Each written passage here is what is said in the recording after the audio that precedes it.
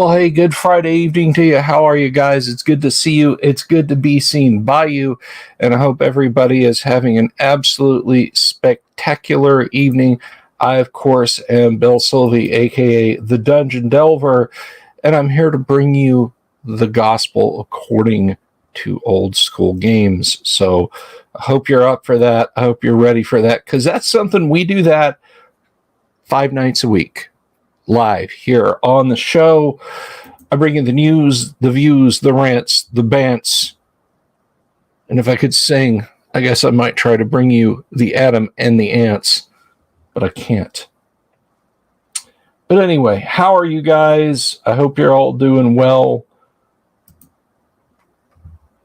I'm doing okay. I'm doing as okay as I can, all things considered. So, yeah.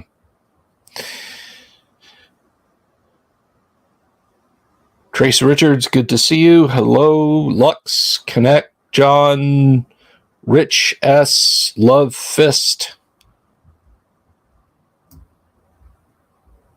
Metatron's Shadow, Robert Phillips, John Walker,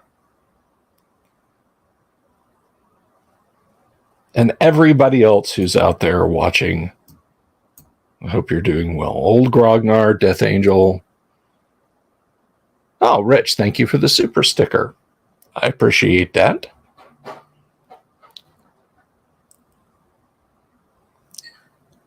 But anyhow, so registration for the Great Underground Online Gaming Convention rolls on. I see now that we have a good number of people. Now, one thing I'm going to tell you, and I'm going to give you that link here. I'm going to put the link in the chat. I'm going to do it. Actually, I'm going to do something else. Let me try something here. Recording. Layouts, guest. Under general? No. All right. Well, I'm not going to mess with that and potentially get nuked off my own channel. I know that some people have said that they want to be game masters or they want to do certain things and they can't figure out how to do it. And I've pointed them at the quick and dirty PDF that Doomsword Deathmaster put together. And they've been able to do it. They've been able to set themselves as game master. I know some folks have not, they don't see the options that his guide shows. So if you're registered for the con, or if you're going to register for the con, and you want to be a game master, and his guide is not working for you, let me know, and I will set you up as a game master. And if you don't know what I'm talking about, convention, Warhorn, game master, computer, role-playing, what are these things? The link that I put there, warhorn.net/events/the-great-underground-online-gaming-convention-II or 2. Is our own little slice of gaming fun that we do. It is coming up on June 22nd. It rolls on till June 25th. And what we're going to do is, we're going to get together in a virtual sense and play some tabletop RPGs.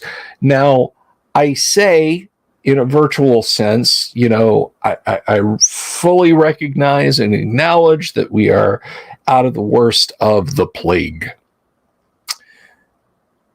However, we're a small group. We're growing, right? I don't want to bite off more than I can chew. So right now, the guac, as I call it, is just virtual.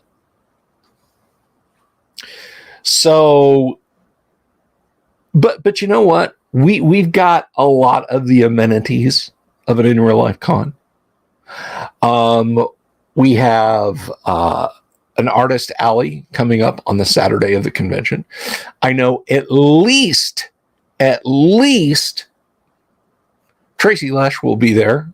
He will have some awesome merch for you guys.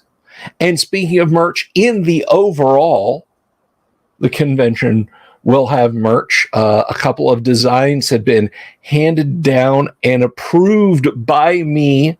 So we've got t-shirts, pint glasses, coffee mugs, all that sort of thing coming.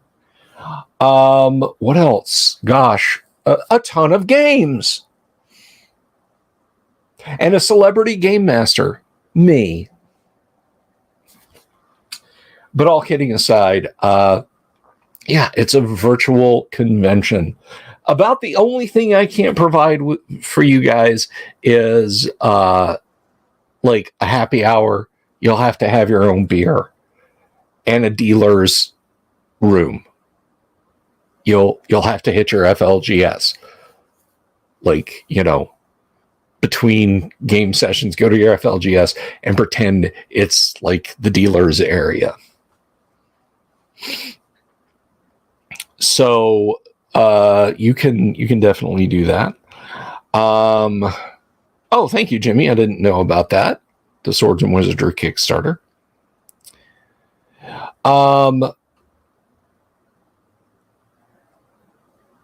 There was something else I was going to mention and that drove it out. Booth babes. Yeah, no, I won't have any booth babes. Hello, Lightmane.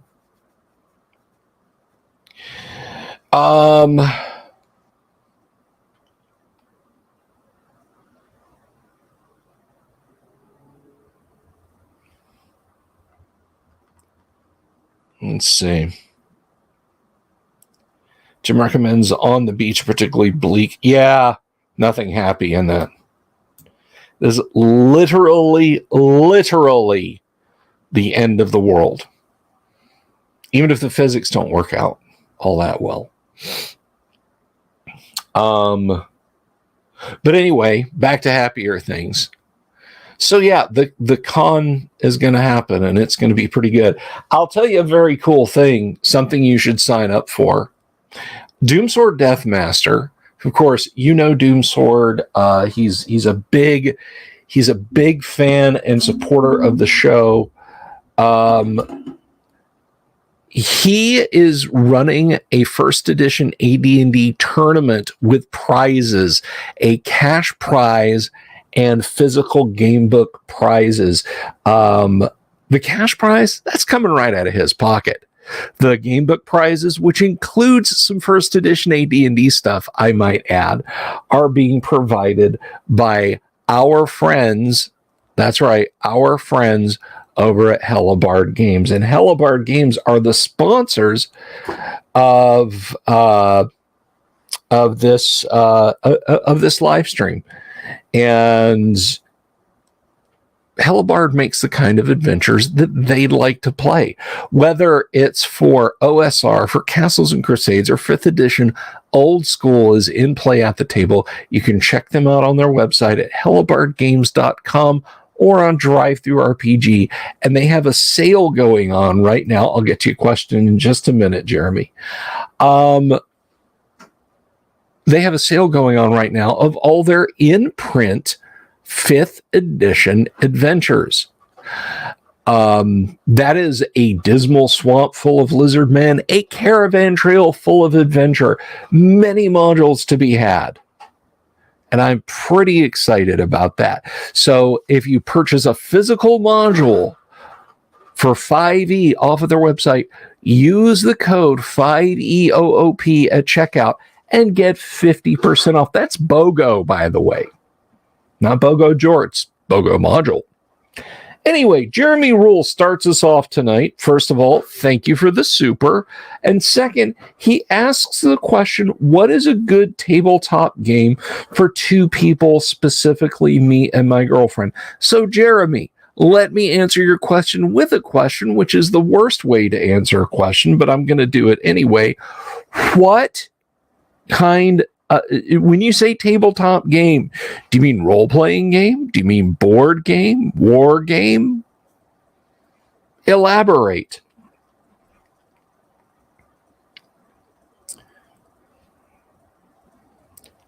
So I want to know what you're in the market for, and then I can help you out.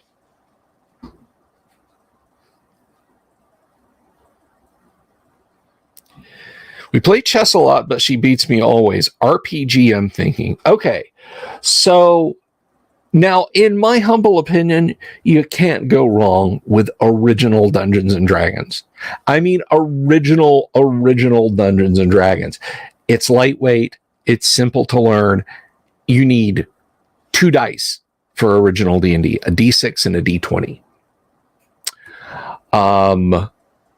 It is super simple. There's nothing complicated about it. And before you say, oh, but the rules, you can get the PDFs. All right. The PDFs are available on drive-through. There's no reason to not give original D&D a try. If you want something that's a little bit more complex, you can jump into AD&D, because I know you've played AD&D. You played AD&D with us for many years. But for a tabletop RPG, any flavor of original D&D, whether you use the supplements or not, and in fact, I might recommend not using the supplements, at least not initially. You got fighter, cleric, magic user, halfling, human, elf, dwarf. That's it. Everything uses D6s except the roll to hit. Damage is done in D6s. Hit points are calculated on D6s. Initiative, a D6. It's super duper simple. So that's my recommendation for a tabletop RPG. Now, if you catch me after the show over on Discord, I can go into it a little bit more extensively.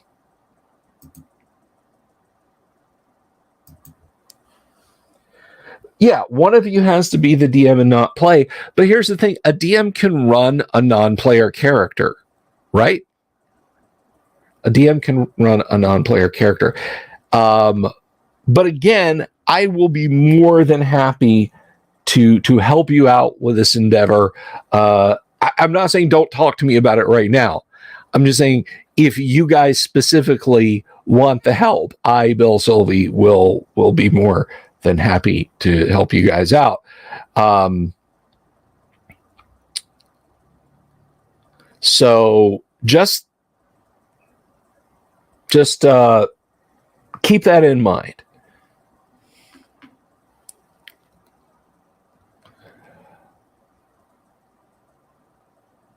Death Angels, that's right. I did I did look at an article today, which was more, I was PO'd. That thing, it suckered me in. It was more of a PR puff piece than it was any concrete news, but you can go watch my video. I've got I've got a video up on the YouTube channel there. But where else would I have it? Well, anyway, I kind of expressed my thoughts on it. First of all, the one thing that I will never take away from Matt Mercer and company is they work hard at what they do. All right. Whether you look at that and say, Critical Role is to real D&D as adult entertainment is to real romance, or whether you think, no, they just play a good deed. However you feel about that and them, they work hard. Okay. They do work hard at it. Oh, something else you guys could try, Jeremy, and I've actually got a copy of it on the shelf right here behind me, is the board game Dungeon. It's got the fantasy combat aspect. It's got, getting treasures and magic items and fighting monsters, but you can play it with 2 people. I mean, there's magic spells and so on and etc. And it kind of, it kind of encapsulates the D&D experience.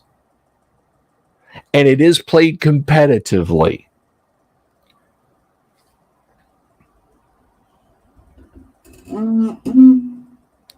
So, you know, just consider that. I have a message I need to respond to. Half a moment.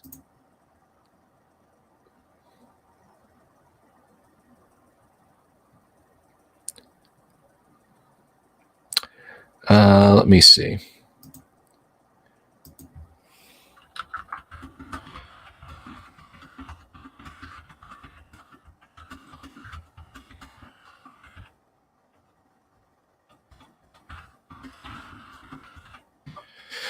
Okay, I just had to get that message sent there.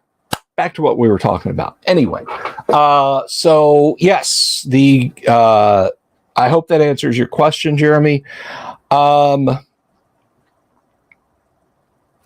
But we'll, I'll answer any questions you've got about that. Tonight at 9, we're going to play some Gamma World. So let's dig in a little bit more into Dark Tower. Now, old Redneck, he hit me up today and said, I guess you didn't like Dark Tower. I do. I'm enjoying. There is a Zowie factor in cracking open any module. Like, if it was S3 that I was looking at for the first time when we did the deep dive on that, or G1 or S1 or any module, there's a, oh, wow, look at that factor. So don't think for a moment that I'm just like, this sucks. I'm just reading it for yoinks now. Did someone's coffee cup holder break? No, maybe you heard this.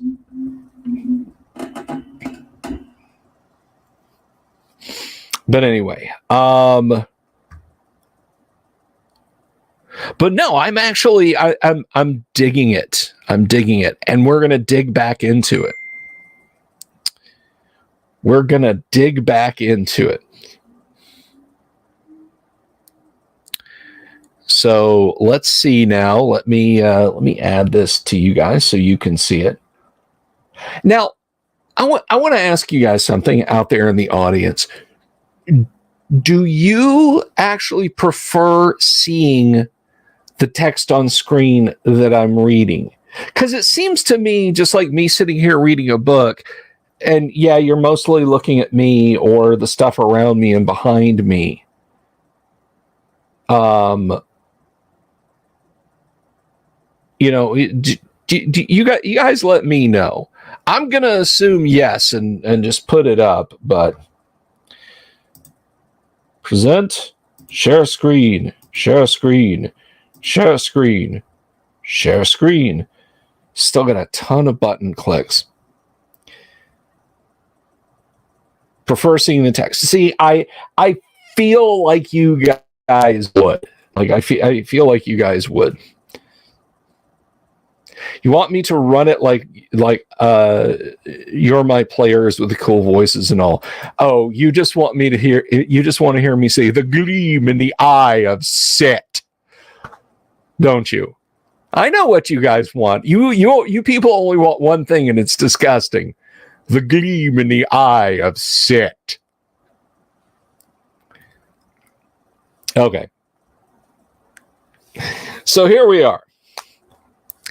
Wandering monsters in the Dark Tower dungeon complex will be encountered on a d6 roll of 6, not a 1, which is how AD&D does it. But remember, we don't have the Dungeon Master's Guide.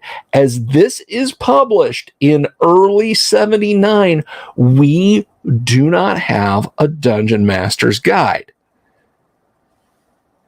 So Jacques is just making stuff up, which is fine. But OD&D says a 1 in 6. What the heck's going on? It's fine. It's a single. You could say on a roll of 3. Although that would not be such a good idea because that's in the middle of the curve. That would mean a lot more wandering monsters. Metatron just got back in time for the gleam in the eye of Sit. Okay, so they'll be encountered on a roll of 6 at the end of every turn. Most wandering monsters are creatures that are already described in the text itself, since to redescribe each monster would take up a lot of unnecessary space. Jacques is not being paid by the word. Most of the creatures listed will refer the game master to their location in the game booklet by level and room number. Therefore, V-7 would mean village map, building 7, and 2-21-A would mean level 2, room 21, cell or subroom A. Any wandering monster with special description following the chart will be marked with an asterisk. For those who don't know, Jacques later went on to work for the IRS. I'm kidding. That's not true. That's not true. Refer to footnote 5. Any wandering monster who is a personality in the dungeon should be checked off from both wandering monster charts and from their own respective layers. Because the composition of some of the wandering monster groups would make necessary much flipping back and forth between pages to keep up track of individual specifics, it is suggested the game master pre-roll several wanderers and have them all set up to play before the game begins. Something I heartily recommend for any dungeon crawl. Guys, if you're running a dungeon, and especially wilderness encounters, assume your players are going to be out a set number of days or hours. Count that down, make a calendar, roll all the encounters. Then you go, 8 days pass as you journey across the plains. 8 days of cold winds and lonely evenings gathered around the fire, only the company of one another to keep each other's spirits up. But then, at noon on the 9th day, you hear a great pinioning of wings, as opposed to, okay, day 1, nothing. Day 2, nothing. Day 3, oh, okay, all right. Day 3, you encounter, well, let's see, 93, and that. Hang on, guys. Have it all laid out. Have it all laid out.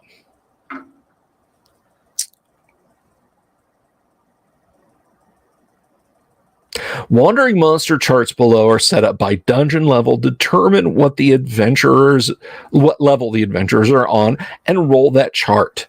So here's just kind of some things that you can. I'm not going to go over every single one of these. I just love some of these names. So you got 11 to 14 skeletons. Makes sense. It's 1d10 plus d4. Or 1d4 plus 10. Math is hard. Mirth and 2 henchmen. We must assume that Mirth is an NPC. Avarkus and 7 to 12 followers. Now, I remember Avacris. I remember seeing that name mentioned earlier. All of them hairy arms in bear form. Probably a werebear.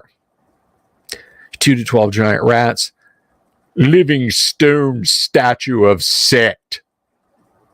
Aphris and 1 to 4 trolls. Wanderer from level 2 chart. Again, I'm not going to do all these. I know I just did all of them for level 1, but so Norsh Blood Tongue and 16 to 36 goblins. Berkham Shem and his imp. Half-Rung Hell Eyes, Holomir Goldheart. Zor, the evil one, and Kronok. I love these names. These are great. The Succubus Militia. I'll fight this one off, guys. You go on without me. Snurgy the Fire Giant and Hellhounds. A powerful White Tower War Party. A son of Set. He is the gleam in the eye of Set. And then we have wandering monster descriptions. Let's look at some of these.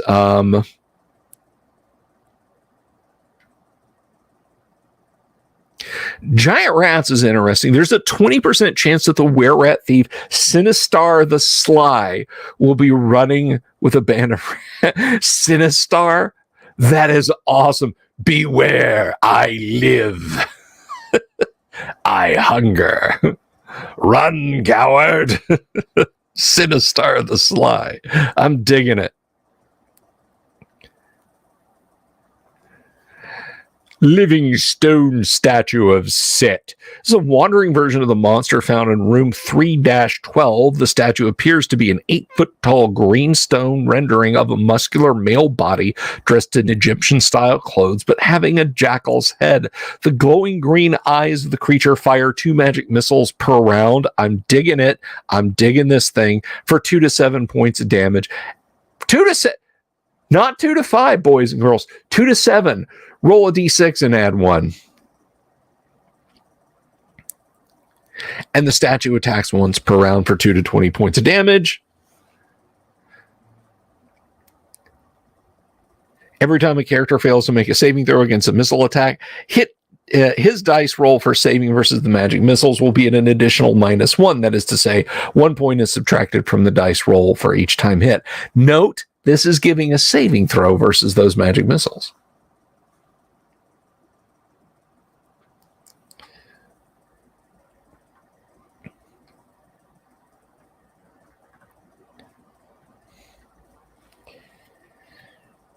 Half-Rung Hell Eyes. This will be the wizard himself and 2 bodyguards described in the upper apartments of Half-Rung Hell Eyes. 3-16. Randomly determine both Half-Rung's current body and the individual guards. If Oaf is among them, he will have Fang with him. Holomir Goldheart, the paladin described in room 1-1, or that might be I-1. He will be accompanied by Morton the Blessed, a Lion of Mitra, and if threatened, he can summon 1 to 10 more Lions of Mitra. And we looked at the Lions of Mitra last night. Morton will have only 32 hit points. Trolls, carnivorous apes, a powerful white tower war party, a lesser son of Set. He's not the gleam in the eye of Set, that's for sure. Although the creature takes on many forms, this one has the body of a giant snake, head of a crocodile, bat wings, and 8 lizard-like legs. It can fly at 15 inches a turn, and melee do 1 to 12 points of constriction damage, bite for 2 to 8, and claw for 1 to 4 times 8. That is a campaign ender. Besides its innate powers, it can cast Cone of Cold 4 times a day and cast spells as an 8th level cleric. Yeah, that's pretty much a campaign ender.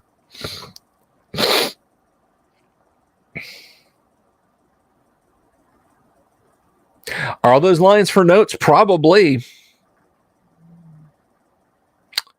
So we have a Lion of Mitra here. A Lion of Mitra. With that great look at that 70s stash he's got. And all this art is by Jacques also. So very rare, number appearing 1 to 20, armor class -2, move 12 inches, hit die 10d10, 40 hit points. So you treat them as a 10 hit die monster with 40 hit points. They're never in lair. They don't have treasure. No psionic abilities. And then all the information see below. They appear as handsome fighters, 30% probability of being female, in shining gold +2 plate with a dexterity bonus of +2 for a total armor class of -2. The lions will have tawny golden hair and amber cat-like eyes. Strength will be 18 by 60, +2 hit probability, +3 damage, +1250 weight allowance. Open doors on a roll of 1 to 4 on a d6. Bend bars, lift gates 25%. Each lion will carry a +2 magic broadsword, +3 versus minions of Set, and other servants of the evil god Set. Each lion will have the following ability. Appear when the good aligned bearer of a Mitra relic is in danger of death. For example, if you have a 6-inch wide gem embedded in your forehead.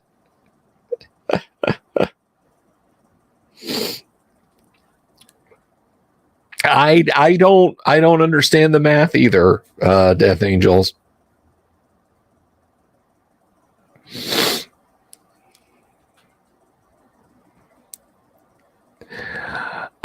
Lose 2 hit points per turn while in physical form. Hit points are subtracted at the end of each full turn. If subjected to the effects either a haste or slow spell, a lion will lose hit points and twice, or I think that's supposed to be at twice or half the normal rate, respectively. Whereas +2 golden colored plate mail, +2 dexterity bonus to armor class, strength of 18 by 60, +2 magic sword, +3 versus minions of Set and other servants of Set. Alignment of sword is lawful good. Detect evil at 60 feet distance, often as desired, requires full concentration and general idea of where to detect direction. Make all saving throws at +2. Immunity to all forms of disease. Paladins, they're paladins. Yeah, lay on hands and heal for 2 to 16 points of damage once per day. Cure disease once per week. Protection from evil upon person and bearer of relic while the lion is in physical form, normally up to 20 turns duration. Affects undead as a 5th level cleric. If encountered in wilderness, a lion of Mitra will be mounted on a paladin's warhorse, intelligent heavy warhorse with 5+5 hit dice, armor class 5, and speed of a medium warhorse, with notable exception that this horse can travel on both astral and ethereal planes of existence. Cast spells as a 2nd level cleric, 2 spells of the 1st level. Once per day, cast a javelin of lightning for 1 to 20 points of damage, 30-foot long bolt of lightning, 5 feet wide, range 90 feet. 90% resistant to all sleep and charm spells. I guess they decided to throw the elven part in there. OP, very OP. When a lion of Mitra dies or disappears, all his gear goes with him. I did not draw that in there. Once again, I think that is the handiwork of Jacques Waves there.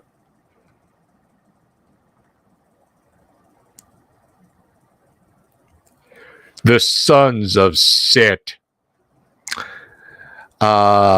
Chosen and lesser, very rare frequency, number appearing 1. Armor class for a chosen son is -2, for a lesser son is -1. Chosen has 100 hit points, lesser has 70. 22 hit dice for a chosen, 15 for a lesser, 35% in lair for a chosen, 25% for a lesser. Treasure types F, O, and Y, and F and Y. You need +2 magic weapons to hit a chosen son, magic weapons in general to hit a lesser son. They are 60 and 40% magic resistant, respectively, each. Exceptionally intelligent, or just very intelligent for a lesser son. Both are chaotic evil, size medium to large, and they don't have psionics.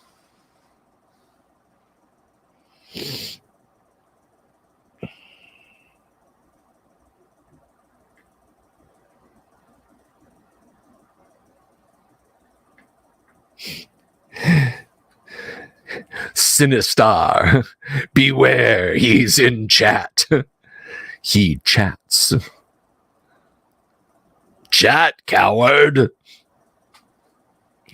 Anyway, the Sons of Set are the bastard offspring of the evil god Set and various mortals. The resulting creatures became a jumble of divine and mortal attributes, not to mention becoming conglomerations of various human and reptilian features. No two Sons of Set have the same appearance or abilities, for in uniting himself with men, Set made his offspring susceptible to chaos. Instead of being neutral evil like their sire, the Sons of Set became chaotic evil. There are a total of 4 chosen Sons of Set in existence. There will always be 4, because every time one of the chosen is killed, there is a lesser son promoted to take his place, and the lesser Sons of Set are numerous. Each Son of Set has a name. If that name can be divined, then calling out the name of the creature in melee will disconcert it and lower all its saving throws by 1. And you need something against these guys. You need something against these guys. The lesser sons of Set will always fight to the death. Does that kind of rhyme, or is that just me?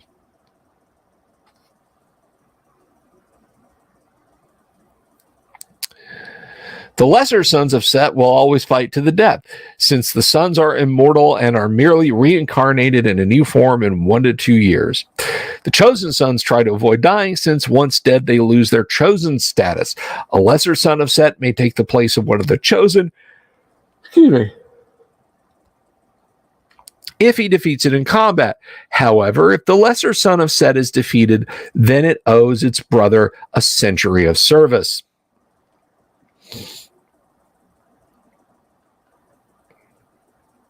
Sinistar, I would imagine that he spends a while doing it. The physical appearance of a son is important because it determines the damage the creature does in combat. To determine appearance, roll a d10, determine the base body type, then roll a d20 to determine the number of modifications to that body type. Take the resulting number and roll that many times, if at all, on the modification chart. Any special abilities beyond mere appearance that are conferred by the modification will follow it. This is tougher than mutating your Gamma World character.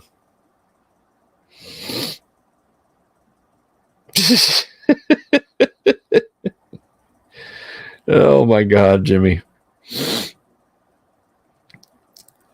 Base body type. Roll a d10. You got a half a chance of being human, third of a chance of being a snake, and a 10% chance of being a lizard. And then you got potentially up to 6 modifications. And here's your modifications list. Snake-like lower body, human torso, multiple heads, cobra head, human head, hydra head, bat wings, scaly body, cyclops eye, multiple human arms, Medusa head, stoning power not included, giant size, glowing eyes, multiple lizard legs, dragon head, insect eyes, horns on head, crocodile head, lizard head, or tail. How sad would it be to be a minion of Set? So it's like, okay, let's see. Let's roll to see what you look like. Oh, it's a 1, so you're a human. Let's roll number of modifications. 20. None. You're just a human.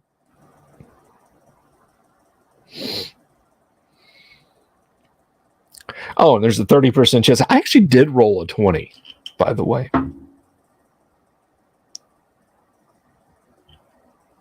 No, but this one's a dude. I rolled a 78.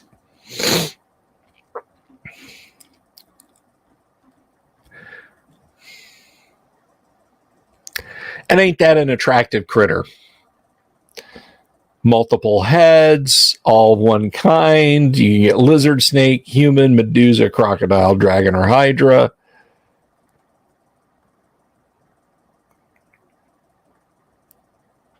This is like a whole rule book. If you were thinking, oh, it's a module, we'll dive into a module. It'll be like Lost City. It'll be like Steading of the Hill Giant Chief.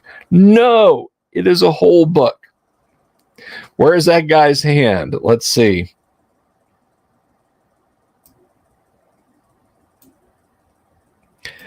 Let's see. We got a hand right here. Oh, it's treating that all as text.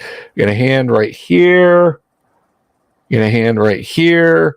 And it looks like he's reaching up to scratch behind his head with hand number 4. If multiple heads and arms are indicated, then the sun may use more than one innate ability or special ability per turn, equal to the number of matched up heads and arm pairs. If 4 heads are indicated and only 2 pairs of arms, then the sun may attack simultaneously with 2 different abilities. This can include combining a physical attack with a magical attack. Each son of Set has certain innate powers that he shares with all his brethren and certain special powers that are uniquely combined in him. The innate powers for a chosen son of Set are summon 1 to 12 minions of Set, excuse me. Infravision, Snake Charm, sticks to snakes, detect invisible, dispel magic, conjure snakes once per day to summon 11 hit dice of snakes for 33 melee rounds. Summon any lesser sons currently in his service.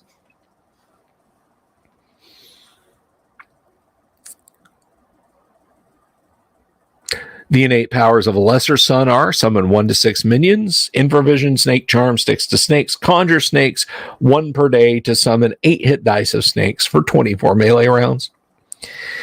Each of the following abilities may be used once per melee round unless multiple head and arms conditions exist as noted above. In addition to their innate powers, each son of Set has a certain number of special abilities that are unique to him or her. The chosen sons have 3 to 6 of these abilities, and the lesser sons have 1 to 4. After determining how many are extant, roll the number of times on the following chart. Reroll any duplications. These abilities may be used as noted under innate abilities. And then we've just got a whole list there. I feel like we missed something, though. Each of the above abilities, except as noted, may be used once per melee round. Okay. I just misread it. We have Dragon Breath, Flesh to Stone, various spell abilities.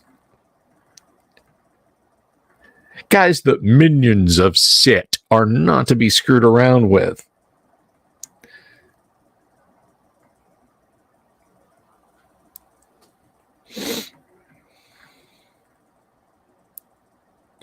We have Vrendi, the Eater of Corpses, which appears to be an 8-legged dragon.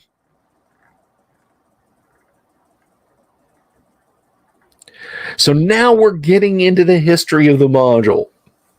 Well, not the history of the module, like, I wrote this between June and the history in the module. So let's dive into this. We've got about 15 minutes before we jump into Gemma World. The minions must be in a good unit. Have I run this module? I have not run this module. I want to run this module one day. There's no kidding amount of large amount of prep here, though. So, with the expansion of the Empire and the extension of her protection to others, less ominous trade routes, Red Moon Pass has become frequented only by ignorant, wayward, or weather-driven travelers who fear the whim of the elements more than they dread the terror of old legends. Situated centrally in the past, the tiny village of Mitra's Fist appears to be a haven from the many storms that stalk wayfarers in the high mountain reaches. Even so, the wise and knowing do their best to avoid Mitra's Fist, better known as Mitra's Curse. Legend and church history relate that it is nigh unto 15 centuries since the Patriarch of Law and Good, Mitra, established a sanctuary in this mountain pass.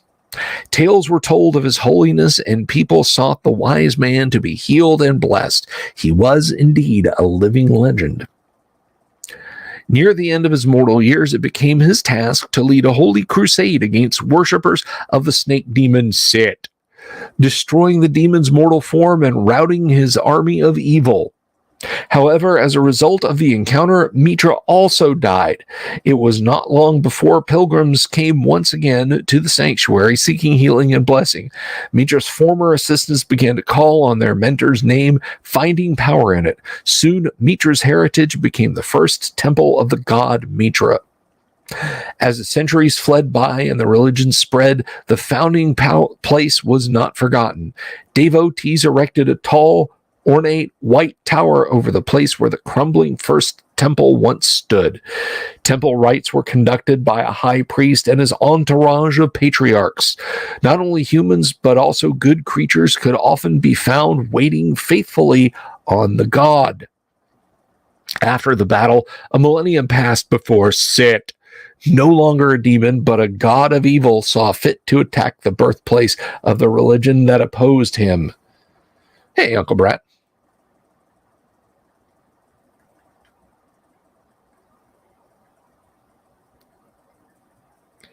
The battle that week was dear. The high priest was murdered as he prayed, and all but a few of his attendants slain. Only the creatures of law helped the living survive. The final events came quickly as the surrounding mountains reacted to the disturbing power of magic that roiled the ground. Landslides that left the village strangely intact as they buried it soon covered the pass to depths of hundreds of feet.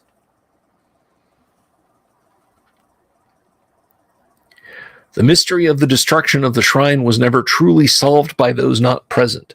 The church, though dumbstruck, quietly moved the spiritual heart of the religion to the site of the battle in which Mitra originally died, some 100 leagues away. Within a decade, a village of treasure seekers grew atop the debris piles, guided by tales and maps. The small hamlet of tents and shacks became known as Mitra's Fist, or as Mitra's Curse to unbelievers. After several years, the Church of Mitra built a shrine and established a mission to keep an eye on the fortune hunters in case any of the lost artifacts of their god should turn up. It took 100 years of digging before searchers found the location of the original village. However, they encountered the unexpected. Something was digging up to meet them. Small amounts of treasure began to trickle out of the tunnels, and Mitra's Fist became a popular stop for traders en route to the cities of the newly founded empire. It was 10 decades before news stopped coming from the village, and caravan leaders found excuses to brave the danger-fraught western passes rather than use Red Moon Pass. Mitra's Fist had changed almost overnight. Some force had possessed the village and its occupants, causing them to slay children, non-humans, and betray priests in one night of hell-possessed fury. It is these same villagers who have inhabited the old decaying buildings of Mitra's Fist for 300 years since, never aging. For 3 centuries, the village of Mitra's Fist has existed, unmolested by the outside world. Few have noticed that the village has had the same occupants for over 10 generations. Few have noticed because few are those who can visit the village and not fall prey to the sharp ceremonial dagger of Vakris, the high priest of Sit.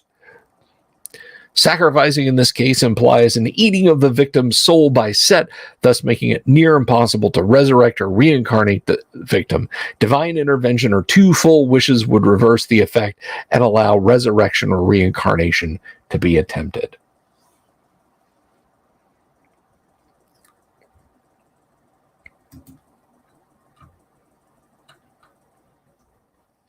And we have locations. Whoops, come on.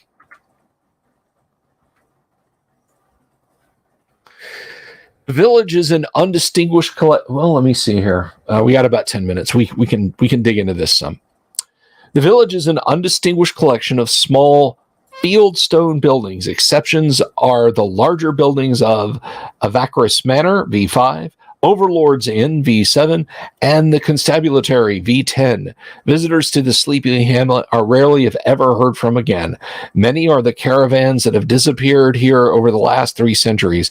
In fact, while the adventurers are in town, a caravan comprised mostly of dervishes will stop here for the night, and by morning will have disappeared completely.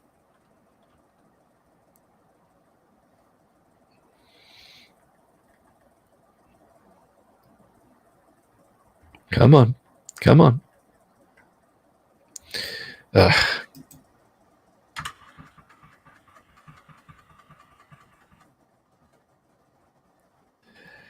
Caravan of Mumchandar. This caravan carries spices and rich cloth for merchants of the Invincible Overlord, or any major city in the Game Master's campaign. It consists of 4 heavy wagons drawn by 4 heavy draft horses each, total 16. The cargo is valued at 10,000 gold piece maximum. The wagons are enclosed and bear no markings. There are 8 first-level fighters with no armor driving the wagons. They're neutral, 1 hit dice, armor class 10, 3, 5, 6 hit points. Two of them have 7, one has 8, one has 10. They have daggers and light crossbows and scimitars. Mounted on 10 medium war horses will be 10 second-level dervish mercenaries. They have leather armor and shield, lance, scimitar, short bow, and dagger, and then we have their hit points listed thereafter.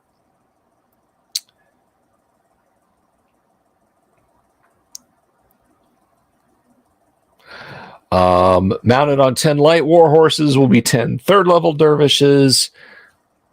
Their stats: mounted on a heavy war horse is a single 6th-level dervish, dervish paladin who is lawful good. You make a case for him not adventuring with neutrals, but alignment, lawful good, plate and shield, etc., etc. Traveling with the caravan are the following personalities: Verduniti, 4th-level martial arts monk, and Veshala, a female 3rd-level cleric of Ishtar. Other personalities will possibly be encountered later in this scenario: the 2nd-level fighter, Vastavar Spear-Tongue, Haltashar Moram Infidel Bane, the 6th-level paladin described above, and Aroka the Flailer, a 3rd-level fighter. Blah. I'd make a joke at my own expense about speaking the English language, but them ain't English words. These characters will seem to vanish without a trace from the village. The story that villagers will tell inquisitive adventurers is that the caravan left in the middle of the night. It's a weak story, but no one ever accused the average villager of being a genius. Wagons and horses will be taken to an out-of-sight ravine on Mount Vision. If characters are out at night poking around, there's a 75% chance they will be set upon by an organized group of brigands and powerful village residents who are intent on capturing the adventurers for sacrifice on the altars of Sit. In the dungeons below, any character so captured will be knocked unconscious and eventually awakened to find him or herself in one of the empty cells of room 2-21.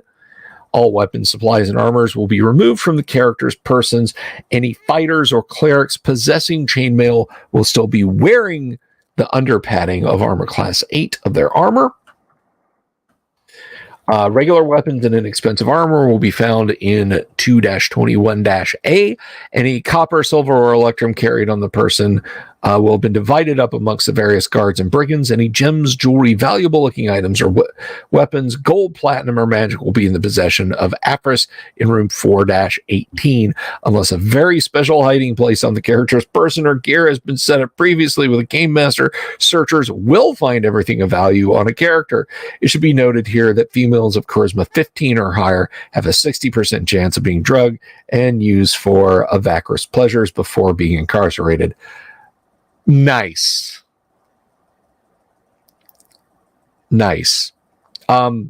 Game masters, look, I'm no shrinking violet.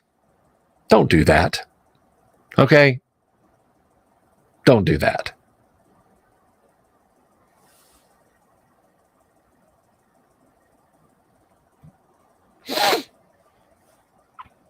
Brigands and waylayers in the night.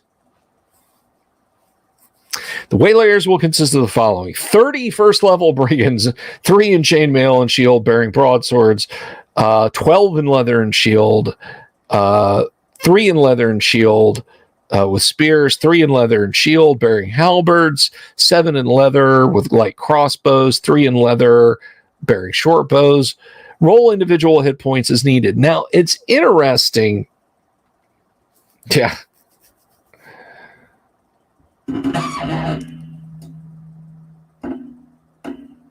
Sorry. What's interesting is we've gotten all the hit points to this at this juncture, but we're just kind of let down there. For each 3 men, there will be 1 weighted net for befouling and capturing opponents. Each man will have a dagger, 15 feet of light, strong cord, a blackjack, 1 to 6 stun damage, and a flask of oil.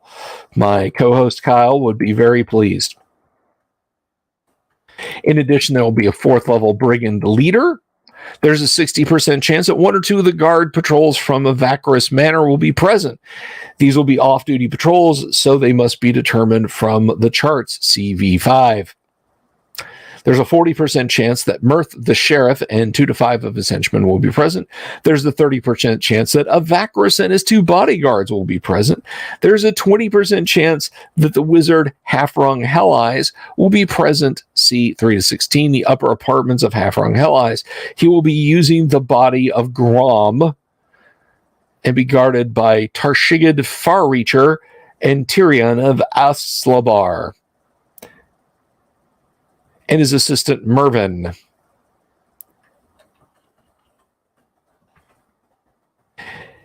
If the game master determines that including additional groups of opponents would be overkill, then by all means he or she should leave them out of the fracas. It should be noted here that the people of the village are all no less than 300 years old. The few that do die become undead in the service of the pits below. If the adventurers take the trouble to look, they will notice there is no graveyard of any kind in the area. Even old graves were pillaged to provide skeletal servants. No village resident can travel more than 20 miles from the village or be away from it for more than 24 hours before rapid aging sets in at a rate of 10 years an hour. So we will pick up there.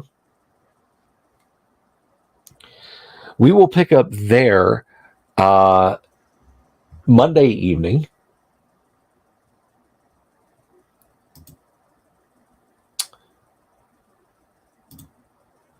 And here in just a few minutes, we're going to jump into some classic Gamma World.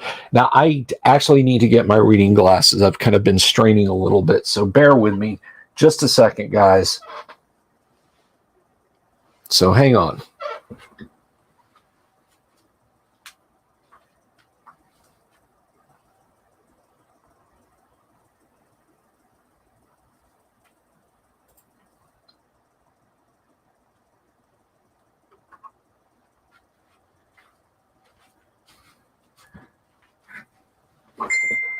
Thank you for your patience, everyone. I just had to hunt these up.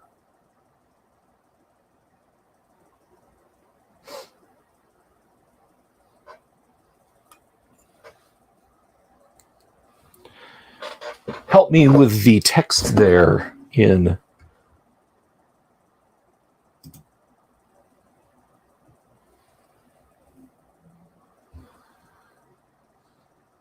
So, before we get going on Gamma World, I just want to remind everyone. Let me see if I can paste this here. By the way, if you're not already subscribed, check out RPG Grandma. Check out. I'm gonna have to mute that phone. Check out RPG Grandma. Check out Vile Necromancer. Check out Dungeon Minister. Please, all on YouTube. Give all their channels a look, not just a look, but a subscription, because they all provide absolutely magnificent content. And they are absolutely worth your time and your upvotes, subscription, call it what you will.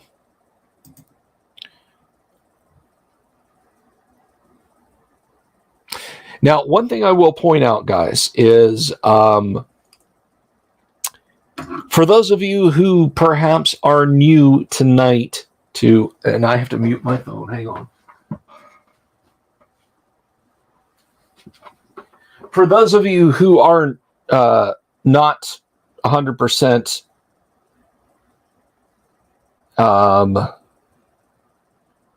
let me see here. I'm going to put this on mute because I don't want to be interrupted by constant dinging and danging.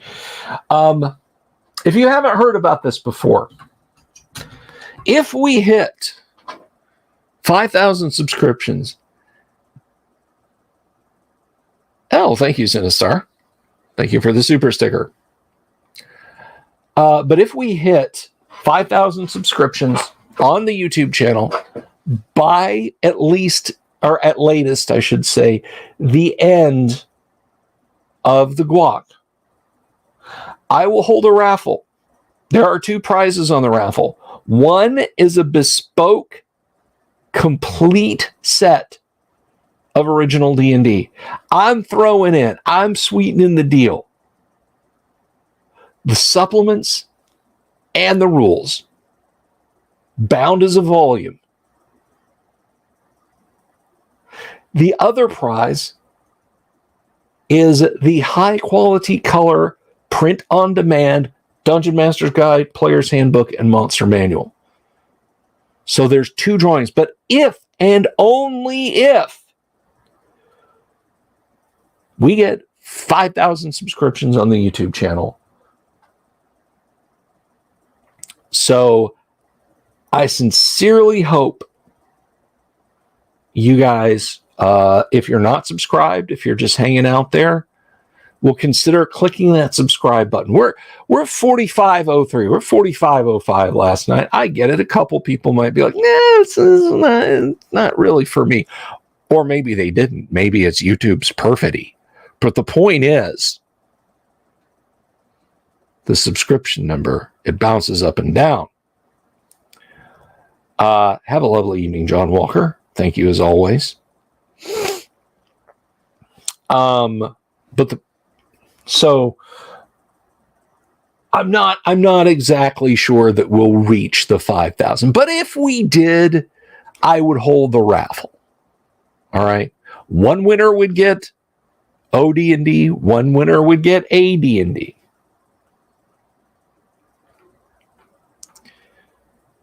And the last bit of business before we start Gamma World tonight is, I know I have been super lax on anything to do with those of you who support the show on Patreon and Subscribestar. And I apologize. That's changing very soon. That's changing very, very, very soon. So I feel terrible about that. But anyway, I'm going to do something about that. So let me just grab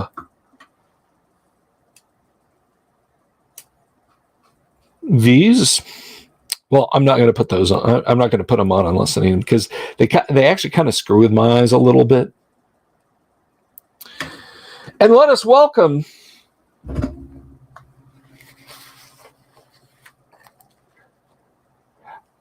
our group of adventurers. Ladies and gentlemen, straight out of the beach, the one, the only, Doomsword Deathmaster as numbers Rab. Doomsword, good to see you. How's it going? You too. Currently comatose crowd favorite, 4077, played by our own Sapphire. Good evening, Sappy. Evening. Evening, peeps.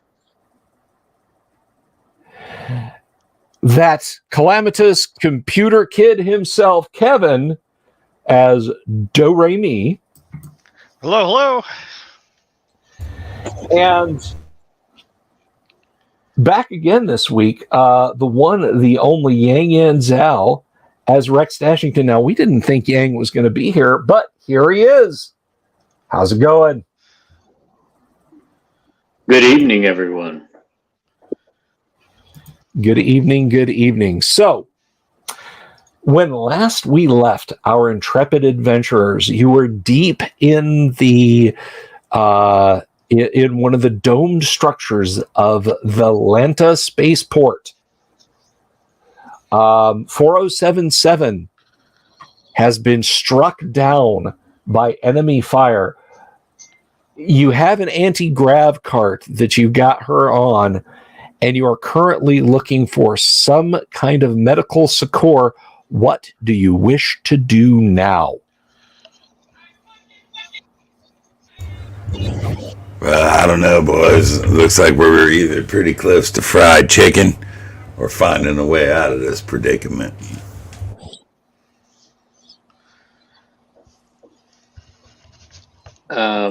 What were our options to heading? We were in a curved room most of the last time, but were we able to identify a like power plant or energy production facility or something? You haven't seen anything. Okay.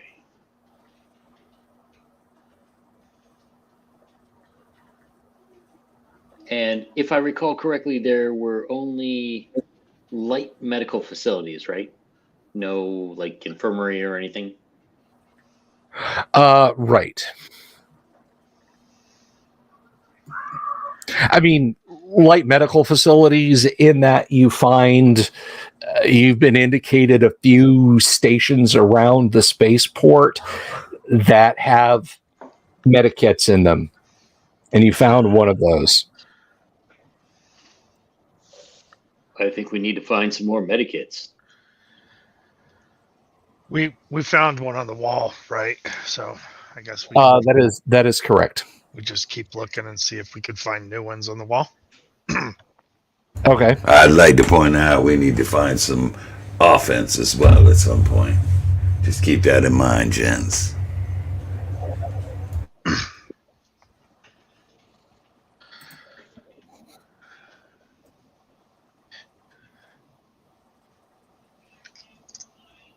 So, do we want to go back the way we came, or do we want to go a different way? Because I mean, I think we exhausted the where the eatery was, or the prep station, or whatever for food, and that area. I think that was pretty much a dead end.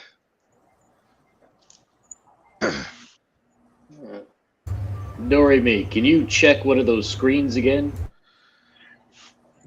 Sure. I'll see if I can find the nearest. Well, we were by one, right, when we were trying to save. So yeah, I'll go to the kiosk and I'll see if there's where it points out either medical stations or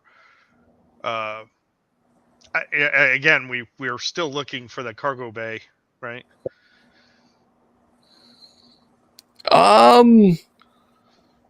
Yeah, I think Are we asking the game master or are we asking your fellows? Sorry. I think ultimately we were looking for the cargo area before 4077 got injured. Right. Well, let's focus on just doing the med stuff. So I'll ask the kiosk where are the nearest medical supply points in the area, and see if we can find any that are nearby, and hopefully they're still there. Okay. So you're following the directions that you got from the kiosk earlier, yes? Yes. All right.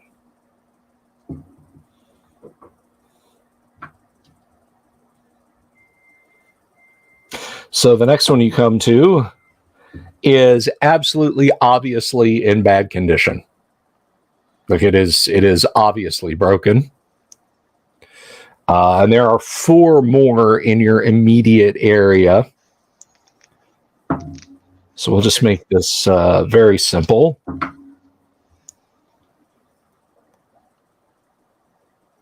The next one you find seems to be in okay shape. So there's 3 more. You find one in pristine condition. You're not sure how that happened. Well, obviously. Yeah. 200 years of looting and nobody said, hey, what's behind this door? Right.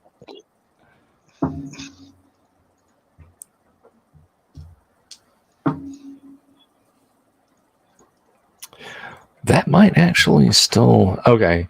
You find one that looks like it's been beat to hell, like somebody tried to force it out, but it might work. I have to check my percentile roll there. It's one of those borderline cases, you know. Okay. And that is the third one. I'll come back to that one because I think I can remember that number. The fourth one you find, once again, obviously broken, and maybe possibly. Let's see. So 2 that might work, 1 that obviously doesn't work, and 1 that obviously does work. Let's have a gander here.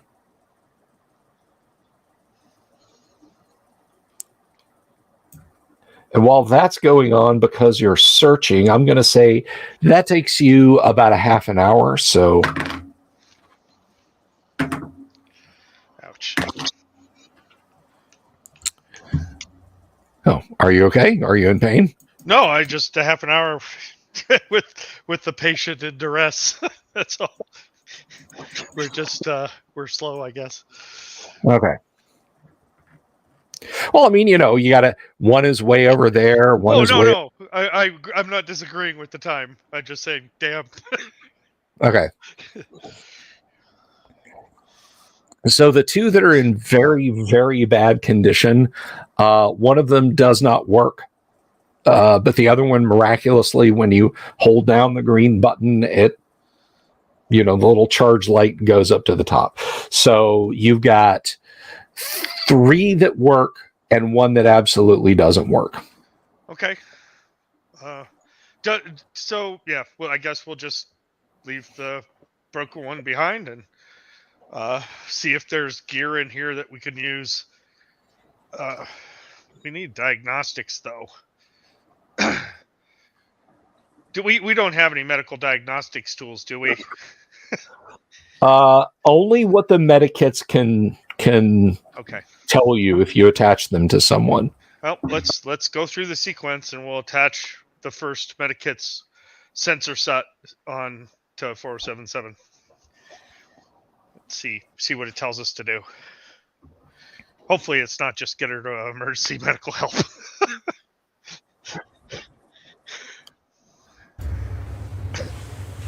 Oh, damn. Love me some field experimentation.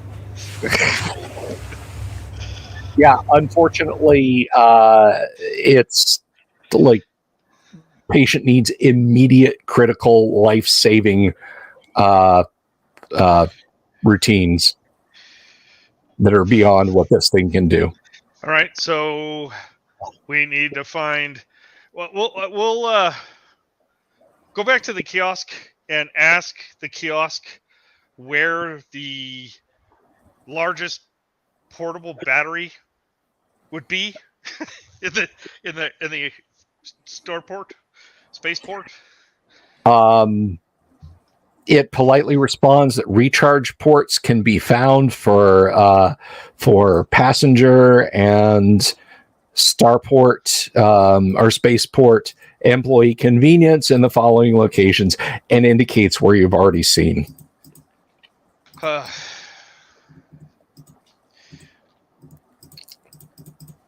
Maybe what we need to do, guys, is we need to get her into the car and drive around to see if we can find a garage door kind of opening, right?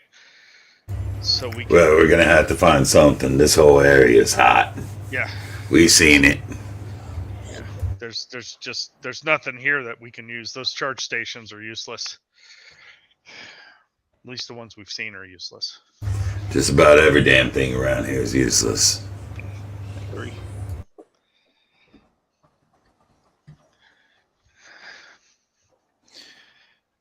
Okay. Yeah, I had heard about things like this. I think they called them Lubbites or something like that in the past. I heard something about that with these low-tech people. So let's see if we can get her out to the car and that, I mean, that's where the chamber is, right? So maybe you lead the way, my man. Making decisions makes my brain hurt,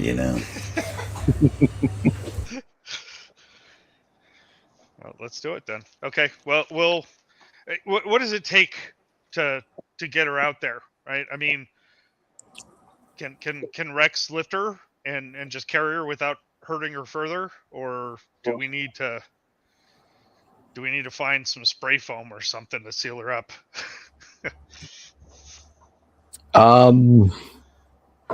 You have no idea. I mean, she has injuries. She's laying flat on the grab cart. You're not sure. How fast can the grab cart go, guys? Can Rex? Can you grab the grab cart and run and see if it'll keep up with you? or is there a better choice? I don't know. This isn't my forte. Machines, yes. People and living beings, not so much.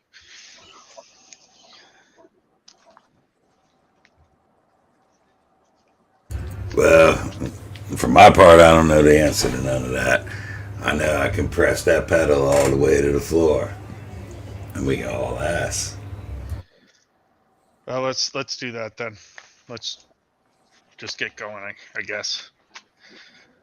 Everybody can fit on the cart except for Rex, or can Rex also fit on the cart? We tried this before. Yeah, even in power armor, Rex can fit on the cart. He just has to be careful not to step back and accidentally pulp 4077. Okay. Well, let's go. Let's. How do we have a good way of getting out of here, guys? Probably back the way we came. Yeah. Let's just go back the way we know.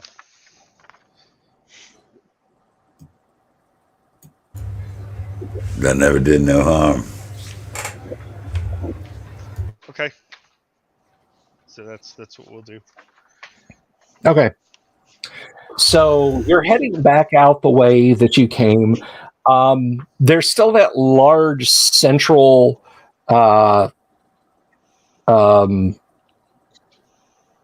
plant-like area.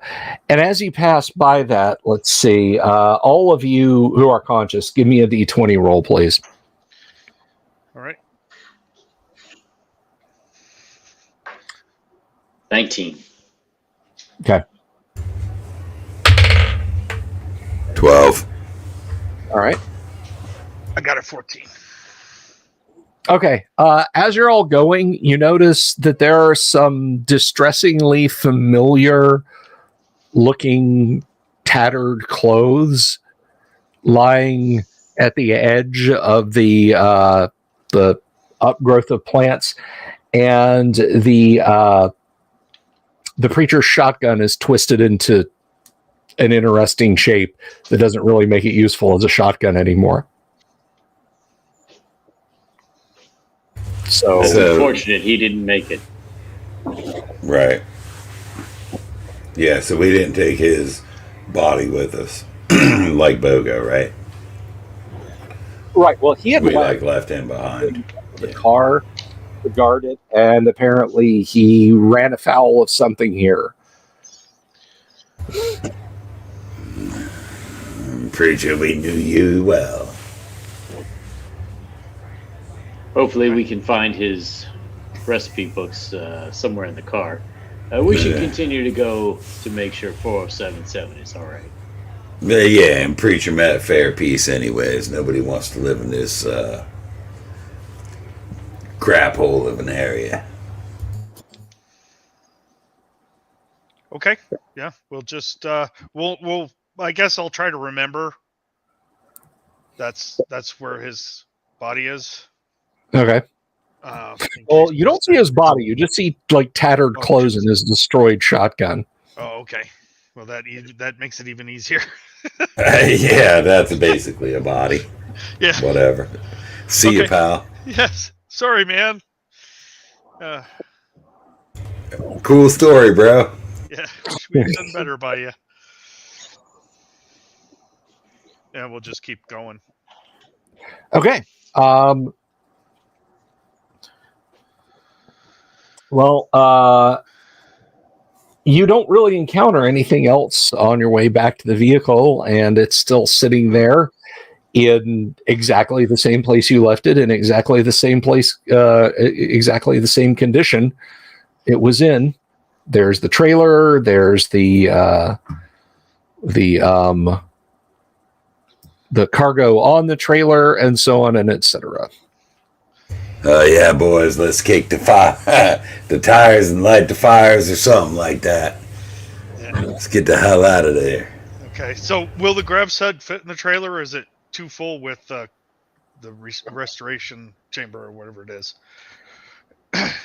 No, the cart that you're on will not fit. Shit.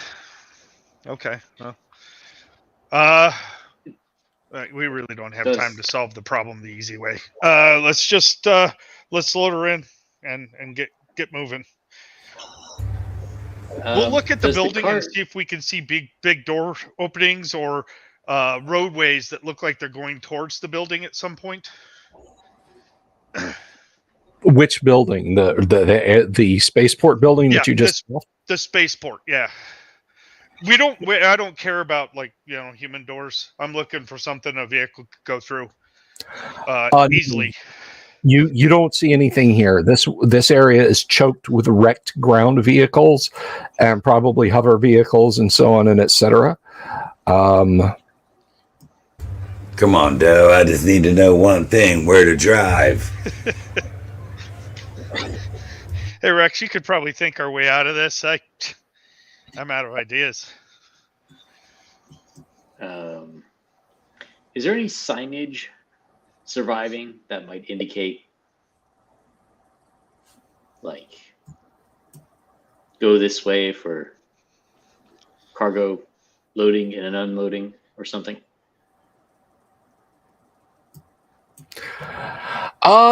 Yeah, there's kind of some rusted and faded signs. There gates. They indicates gates, launch pads, so on and etc. And then there is one that notes cargo, cargo/freight, surface to surface, surface to low orbit, surface to high orbit, surface to Luna, that sort of thing.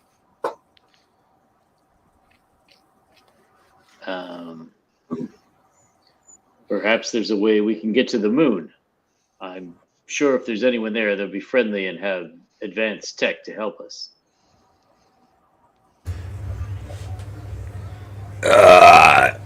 Yeah, that might be true.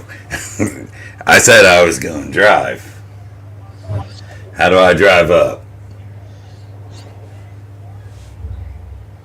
Or perhaps the maintenance areas. I mean, you'll have to pull your ground vehicle around places to get to those that I indicated along the way, but it is certainly possible for you to drive up there. All right, I floor it.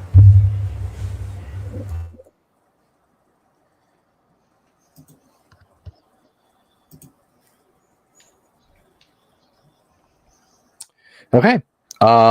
Where are you going? Tell me that. Wherever he said. Where we got to drive around the stuff. As soon as he was about finished with what he was recommending, that's when I floored it. Okay. Maintenance.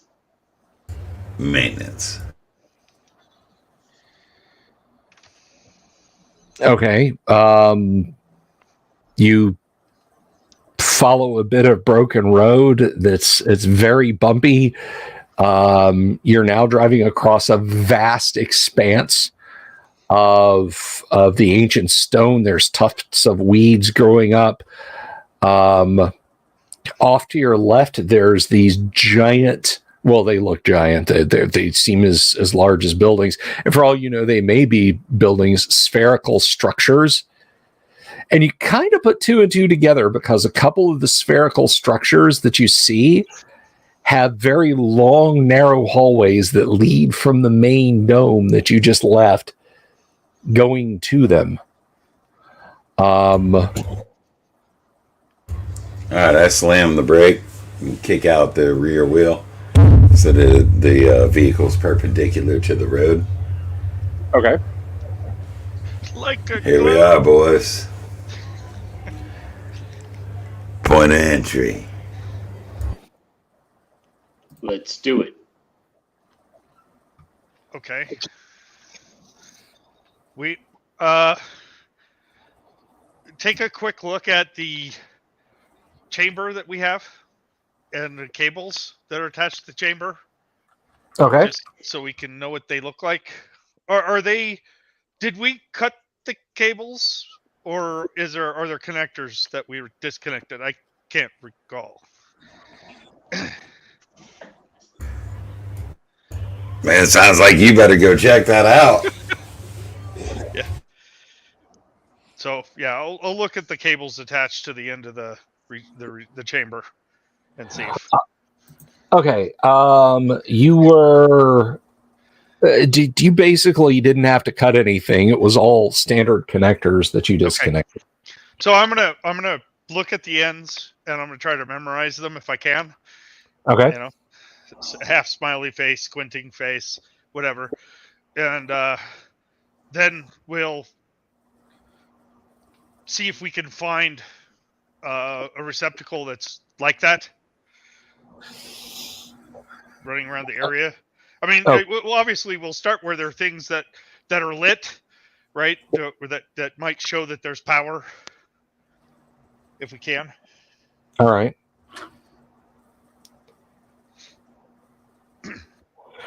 Vince asking, did 4077 run into trouble? Oh, yes. Yes.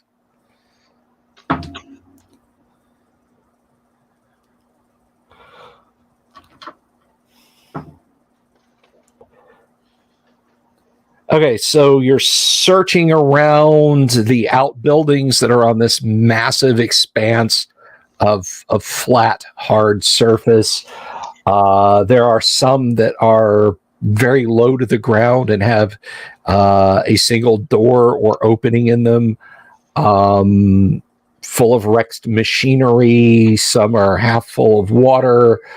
There are larger ones that are these half cylinders buried in the ground.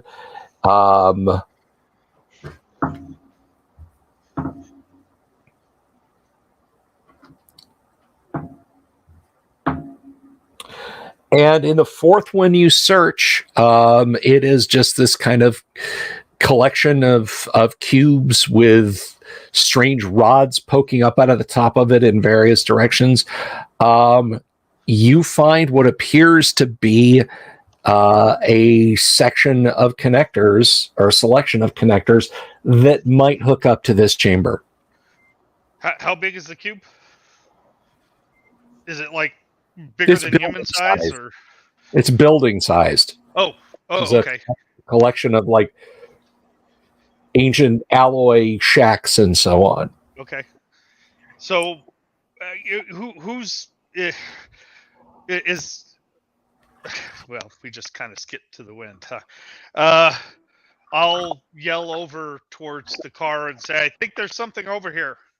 And I'll start running back towards the car, remembering where that building is. Yeah, if there's something over there, why you coming back this way? Well, I didn't know if you heard me, guys. Nah, let's go out. Okay.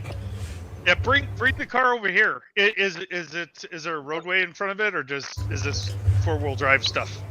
Well, I can pull it around, but I think it's probably best if it's out in the open so we can see it from any angle. Okay. Open to suggestions, though. We don't want to get dinged.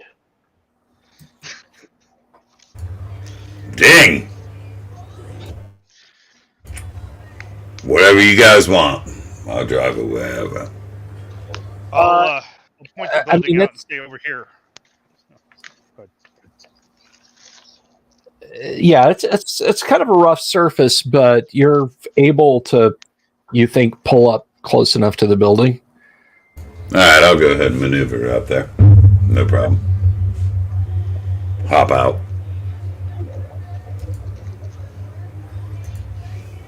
We'll see if we can. Do the cables reach, or do we have to carry the chamber over? You think you're going to have to carry it over?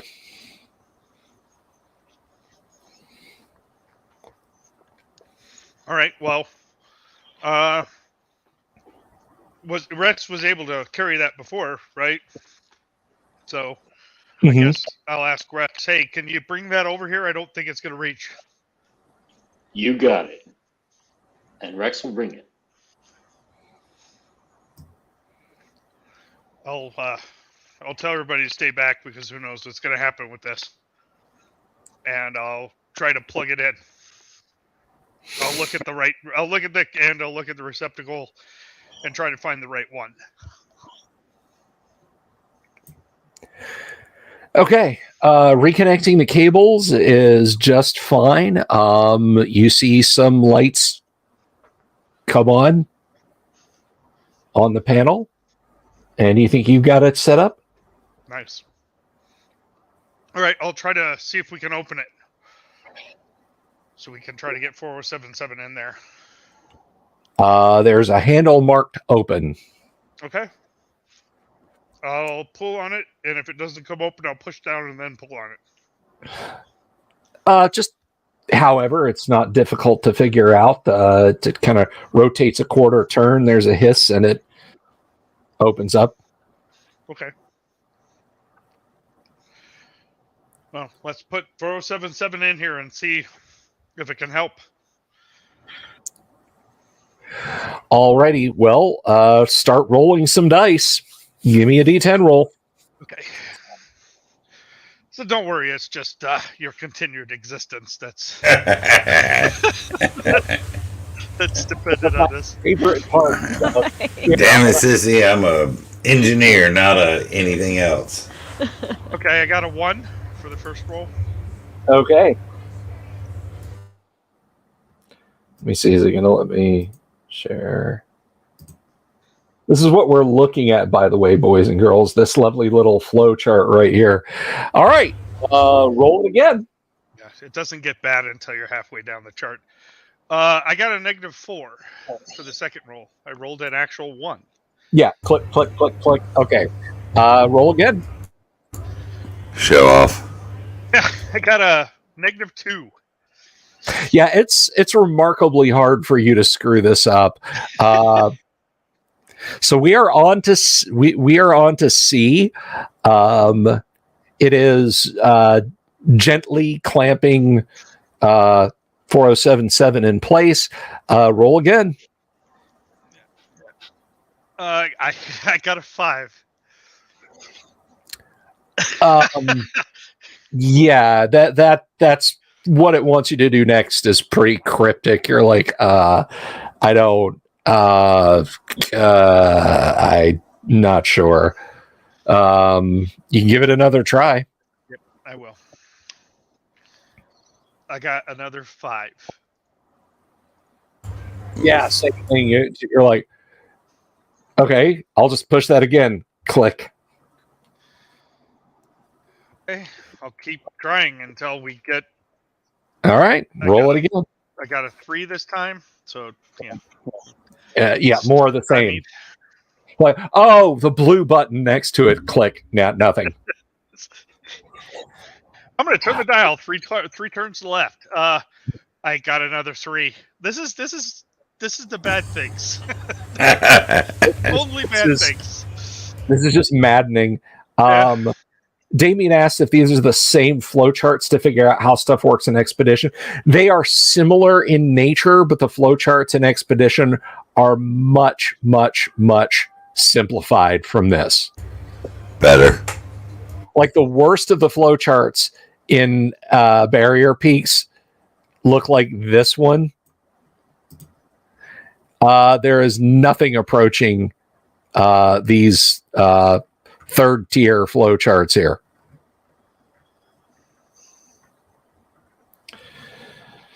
Okay, give it another shot.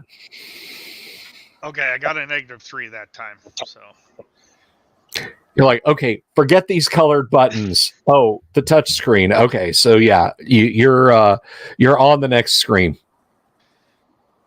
hey, the screen touches. Oh, it did something.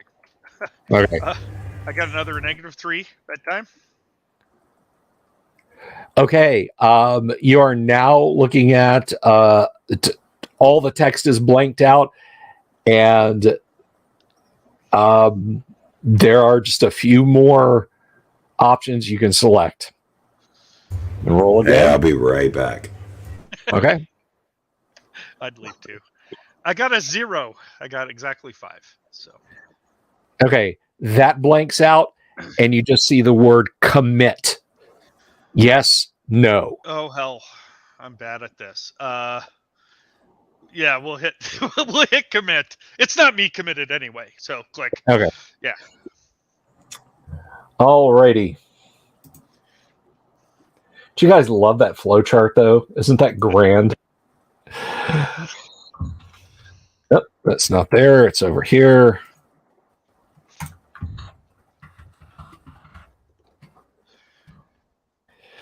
Okay. You've been quiet and you've been patient all evening there, Safi. Give me a percentage roll. All right. You want low. Let me grab my dice. And I have to find the correct percentages. So there's the 10s.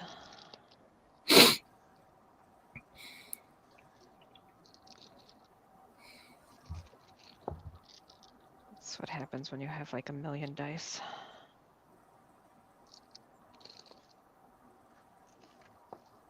They're all so pretty. Okay, there we go. All right.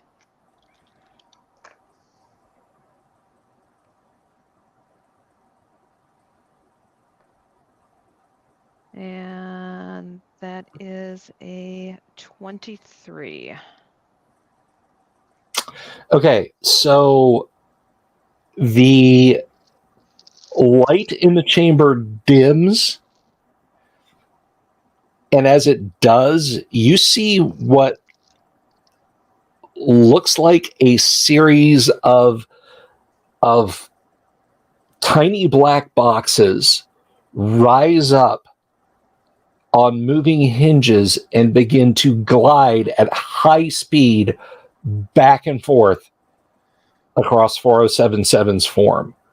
Her clothes are cut away, and these things are doing something you don't even know, because it's dim inside the chamber,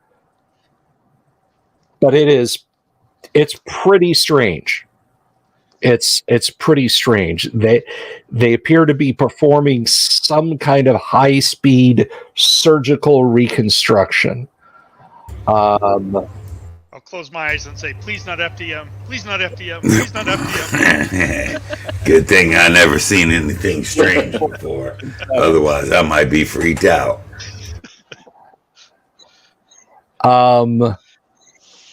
But yeah, I mean, if you shut your eyes, you don't see anything. And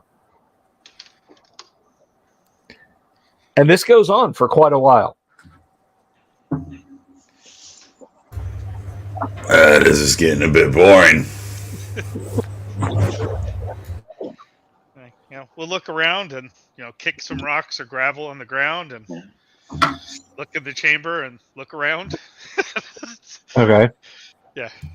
Now this is maybe 2 kilometers away, possibly more, somewhere out on this great expanse. But you guys hear kind of a rumbling sound in the ground. There is a massive machine of some kind. It's not moving towards you guys.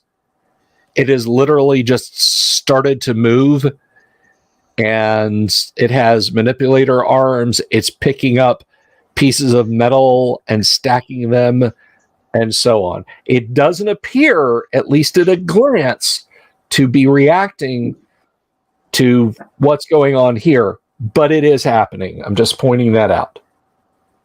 Okay. So other than the ground shaking and this thing doing whatever it's doing and kicking up a lot of dust, about an hour passes. There's a hum, and the screen blanks, and then you see that kind of weird pointy line moving up and down periodically, and there's one underneath it, and it seems to indicate that 4077 is once again amongst the living. You can see now there's light.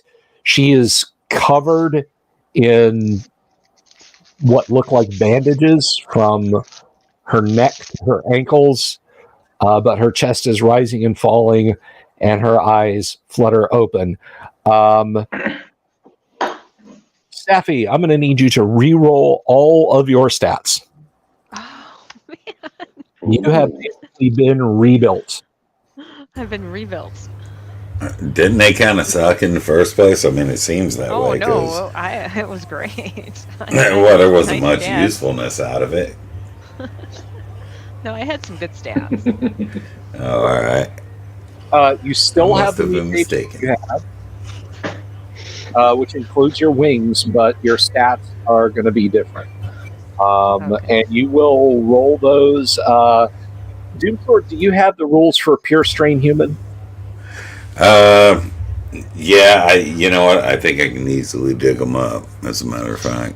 Okay, if you could share those with Sappy, so she can use those. Right. Hang on 1 second. So you won't be using the synth rerolls, you'll be using the pure strain human.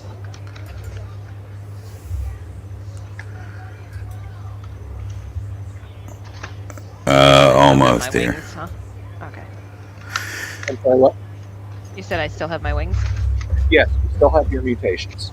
Okay. I wasn't sure if I'd keep them or not. Yeah, I think I dropped that right there.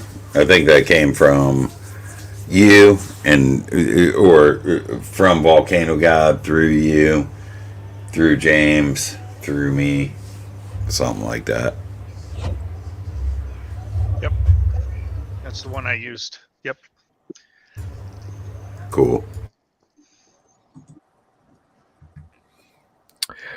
So yeah, if you check, did you drop that in the Discord? Yes. That's where you Okay. Yeah, that Gamma World channel. Participants. Now, if those of you who are curious about this, at Gary's behest, Jim approved a set of pure strain human rolls. So since 4077 has basically been rebuilt. Now you still have synth at your core, you're still a synth, but the life ray that they put you in didn't really know what to do with a synth. So it did its best. So you're more of a cyborg now. And the important stuff is pure strain human.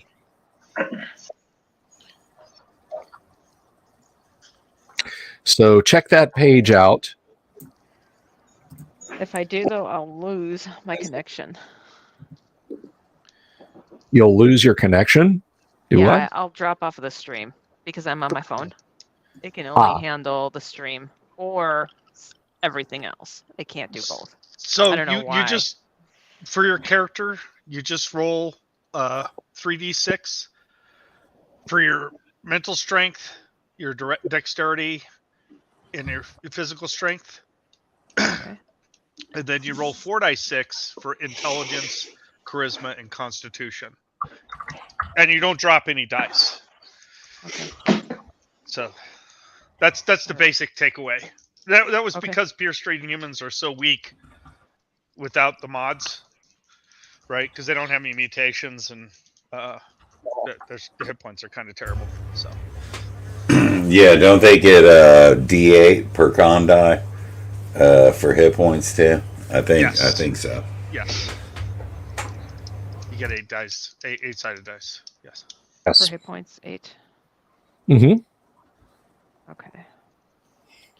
Well, it's 8 times the number of that you roll for your constitution. Oh, 8 Right. times con. Okay, and while you are doing that, and the the rest of you in the party, you have let's see. You've watched this miracle happen. What are you guys doing? Rex is gonna hold out the used loincloth that 4077 gave him when he emerged from the stasis tank, and he will offer it to her as she has no clothes. Well, I actually do have clothes. Well, I have lots of clothes. yeah, You have she's bandages. wrapped up in bandages. But I do have lots of clothes. Remember? That's right. You did fill the trunk with outfits. I'm gonna look for hydrogen cells and keep an eye out. I will. Rex will go with numbers, and he wants to check out, see if there's anything else in that spherical dome thingy that might be useful, in addition to fuel cells. The spherical dome thingy is like 2 or 3 kilometers away. Do you want to hike over there? Wherever we just picked up I'll the go case. with you. Oh, okay, sure. Buddy system. Hell with it. Let's make a trek. All right. I'll stick around at the chamber. I'll pull up my slug thrower just in case I have to ice somebody. Okay. Well, I should be able to fit into that armor now, right? Or no, because of my wings. The wings. You still have wings. So I still have wings. We Okay. can cut them off, you know.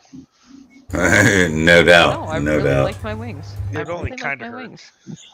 I really like my wings. Okay. And it's closed and all that kind of stuff. Can we get on with some man stuff now?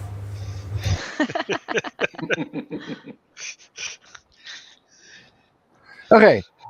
Those of you walking to the big domed thing, from above you, you hear a great pinion of wings and a voice call out, "Coming in for a landing, clear the runway!"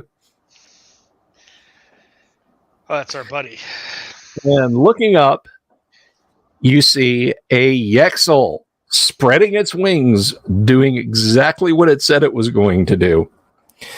And let's see, on a 1, it has a crash landing. It does not. It lands beautifully and gracefully and comes to a halt about 50 meters in front of you.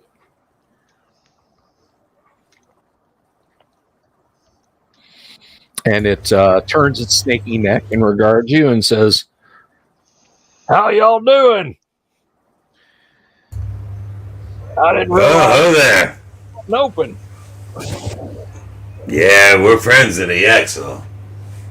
We ain't had no problems with them once. We ain't gonna have no problems with them again. But this is Rex over here. He's responsible for the talking. I do the shooting. Hello. How can we help you, flying friend?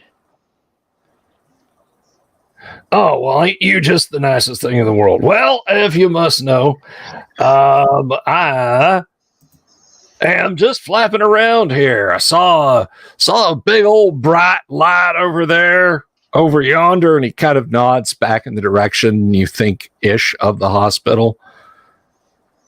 "And I kind of flew near it, but I sort of got woozy and itchy all over, and I could taste metal, so I decided to leave that real quick. And then I flapped around a little bit, see, if there was any trouble going on. And, I just decided to stop and rest my wings here. So that's some fancy-looking metal armor you got there." Thank you.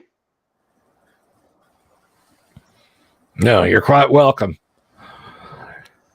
So, you nice folks just exploring the ruins?" Well, we're looking for supplies for our settlement. "Oh, well, that's the nicest thing. What kind of supplies are you looking for?" Hydrogen fuel cells.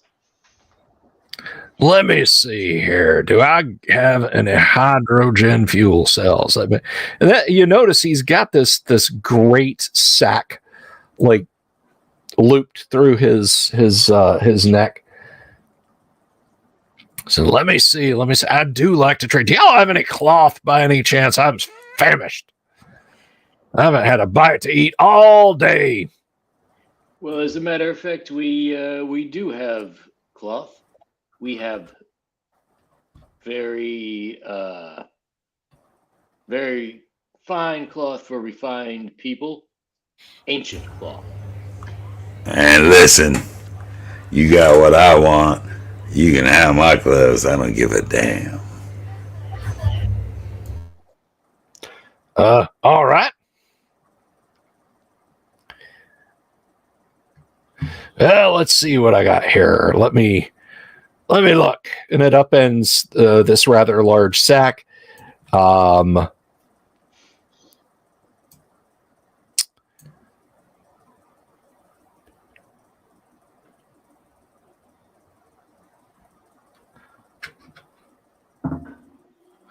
right.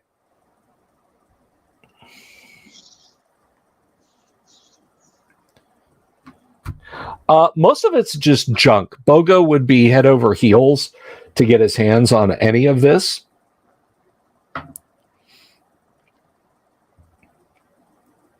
But the one thing you do notice that's kind of interesting there is there's something that looks like a large club, but it has a couple of buttons on it and a well-insulated handle.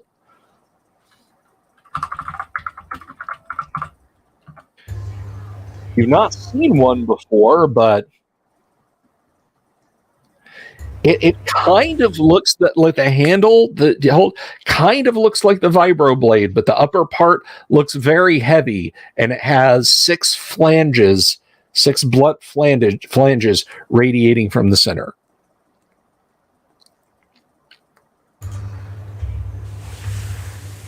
That looks like a female weapon. I don't know. So what happens when you press that button? He kind of raises one of his claws up, which is just huge. I haven't the faintest idea.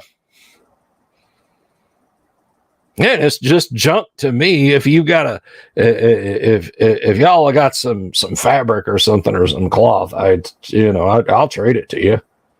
I find like this all the time. Rex will see if he will trade it for the loincloth.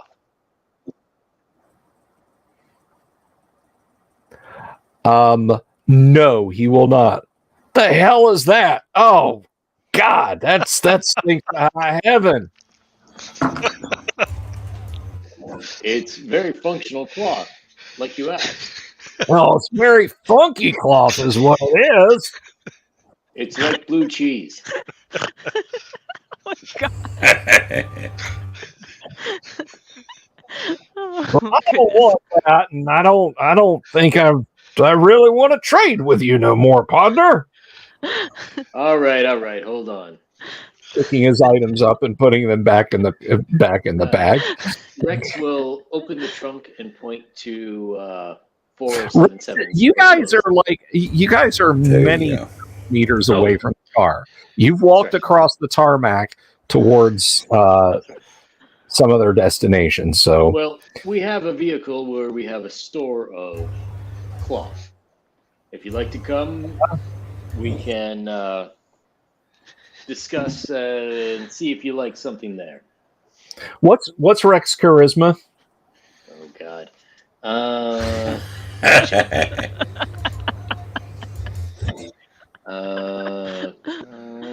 Actually 14. Oh, nice. Okay. It's not too bad. All right, but you try and pawn off any more dirty underwear on me, and I won't be fit to be tied now. Are you by any chance in the market for kind of a cross between a small boy and an insectoid corpse?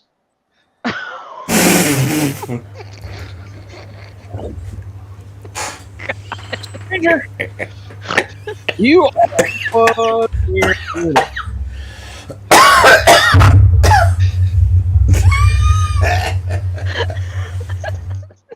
I don't want any dead bodies. What the hell is wrong with you people?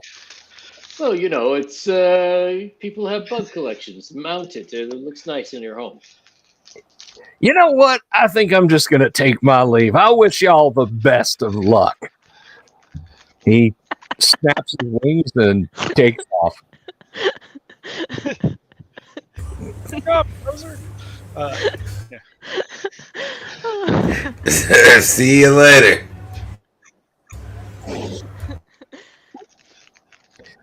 So yeah, he sails off into the distance.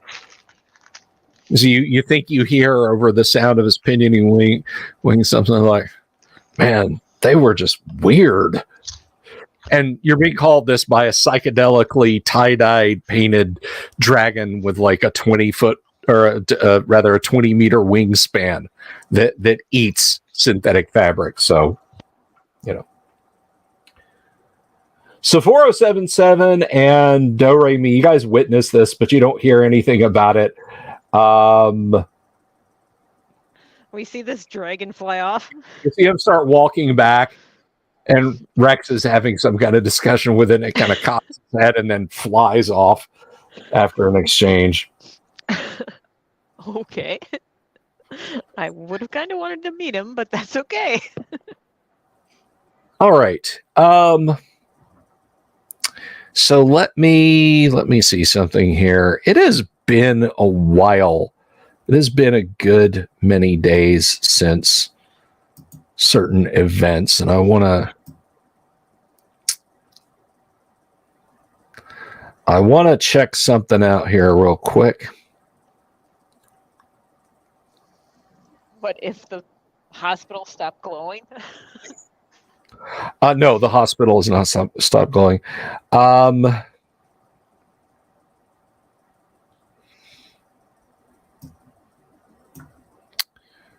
But I need to have a quick gander at something here.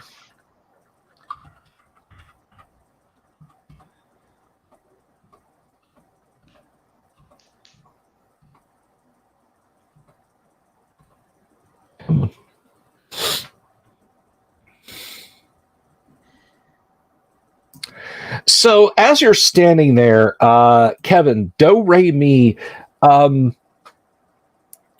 you're overwhelmed by a sense of relief, but also confusion, uncertainty, a little bit of fear. But overall, it's relief. And it takes you a minute to process these emotions because you realize they're not yours. No. You're not feeling these like you're feeling these. You're sensing these. And like tuning in an ancient broadcast receiver, when you kind of focus a little bit on 4077, that's where it's coming from. Okay. 4077. You're standing there. You get a great sense, great overwhelming sense of curiosity, of puzzlement, bemusement, and realization. And then you realize those are not thoughts you're having. Using your triangulation ability, you realize that those are thoughts that Do Re Mi is having. You have both gained the mutation of empathy. And I will let you know this all in the later, behind the scenes, but just the once over for the benefits of our audience. This allows a mutant to sense the feelings, hate, fear, hunger, pain, etc. of others. An empathetic mutant can force emotions on non-intelligent beings of any type. Treat non-intelligent creatures as having a 12 for mental resistance. Thus, a mutant could force a pack of wild dogs away in fear or entice a food animal closer for the kill at a range of 30 meters. Congratulations, guys. I don't know how I feel about this. Congratulations, guys. So at least next poker game is going to be interesting. Yeah. So if I ask if this makes me look fat, I'm going to know for sure. You feel curious that you asked that question. Then you realize that there's a feeling of absolute terror.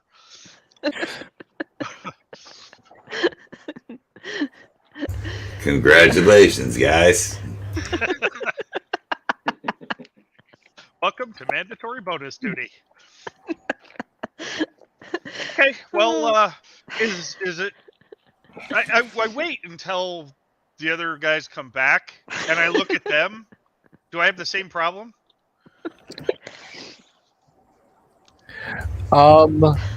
Yeah, I mean, as they're approaching, I mean, far be it from me. Oh no, let's see. I had the wrong one here. You're no longer pure strain.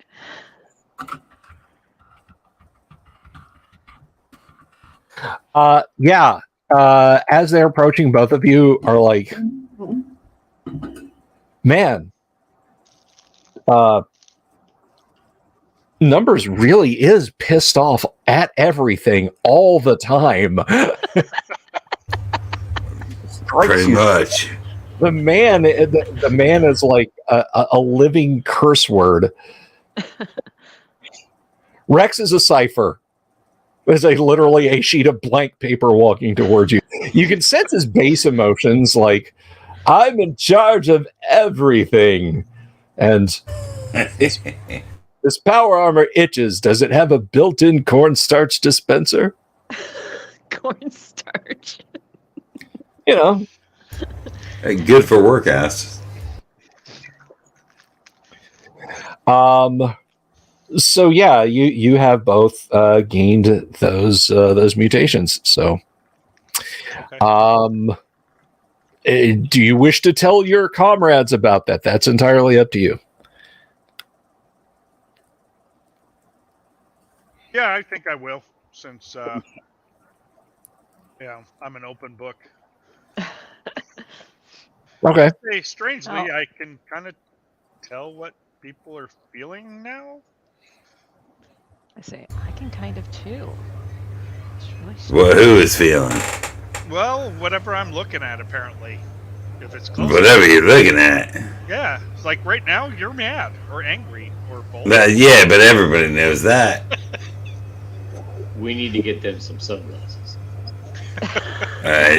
Something. Trust me, they don't want to know what I really think. I try to see what he really thinks.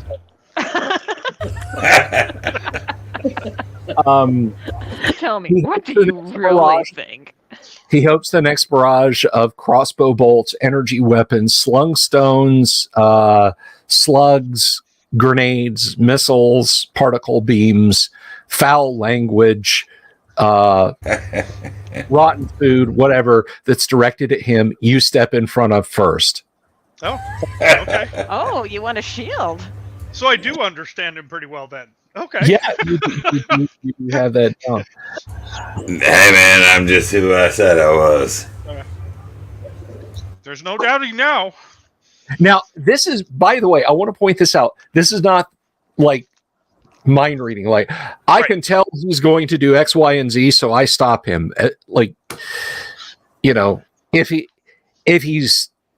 person is scared and that fear is motivating them to do something, all you'll know is that they're scared, not what they're about to do. I understand. Yeah. It's totally just empathy only. Yeah. Yeah. Okay. And 407. I mean, we could kind of judge, though, if he's like really furious. Odds are he's probably going to do something aggressive. But he's like the Incredible Hulk. He's always angry. So you can't tell the difference. Yeah, that's enough time, though. Enough time. I'm always pissed off. Okay. One other thing, 4077, you notice that have you removed the bandages that the life ray wrapped you in? Not yet. Okay. I'll go on the other side of the probably vehicle. because I have clothes, so I will change. Yeah. Okay. not being crass here, but as you are by yourself, whether you stepped behind one of the buildings or interposed the car between yourself and your comrades, between changes there, the sunlight on your skin feels really, really good. Like really good. Like the stiffness in your joints, everything else, it just seems to go away that much faster. Oh. You don't feel less well when you put clothes on. I'm not about to say, well, your character has to be a nudist now. Sorry, that's the rule. I like a weird like don't run those kind of tank games. top or something kind of thing. But Metatron Shadow called it. You also have the mutation now of photosynthetic skin. You have photosynthetic skin. Congratulations. This allows a mutant to produce its own food in sunlight or its equivalent. Such mutants may also heal lost hit points 4 times as fast if they spend most of their time basking in the sun without moving. You will, however, suffer 1 extra point per die of damage from heat and cold attacks and move at 1/2 speed in periods of darkness. So it's basically like the equivalent of a slow spell at night on your character. And if you get hit with any kind of cold attack or any super intense heat attack, and I say it's 6 dice, it'll be 6 dice plus 6. Oh. So I'm gonna put on like Metatron's like, all right, nude mutants. No. no. I'll wear like a crop top and shorts or something. That's entirely up to you. I'll have to alter the miniature and adjust the STL. But anyway, Well, so actually, no. Do we have clothing that allows the sun through because it's synthetic? no. it's cloth, it's opaque. Sorry, you only get No, polyester. They do have cloth that actually lets sunlight through. You Um, can tan you, wearing clothes. you don't have any. Oh, You- okay. You're only able to get your clothes from TJ Maxx, and that's it. Spencer's Gift closed, so Okay, I'll like use the clothes. Well, I can't use the clothes I had because obviously they're all shredded and gone. But something similar, and I'll just like do the ripped jeans kind of thing that I put strategic holes around because it's a fashion. Look, there's a bunch of stuff in the trunk.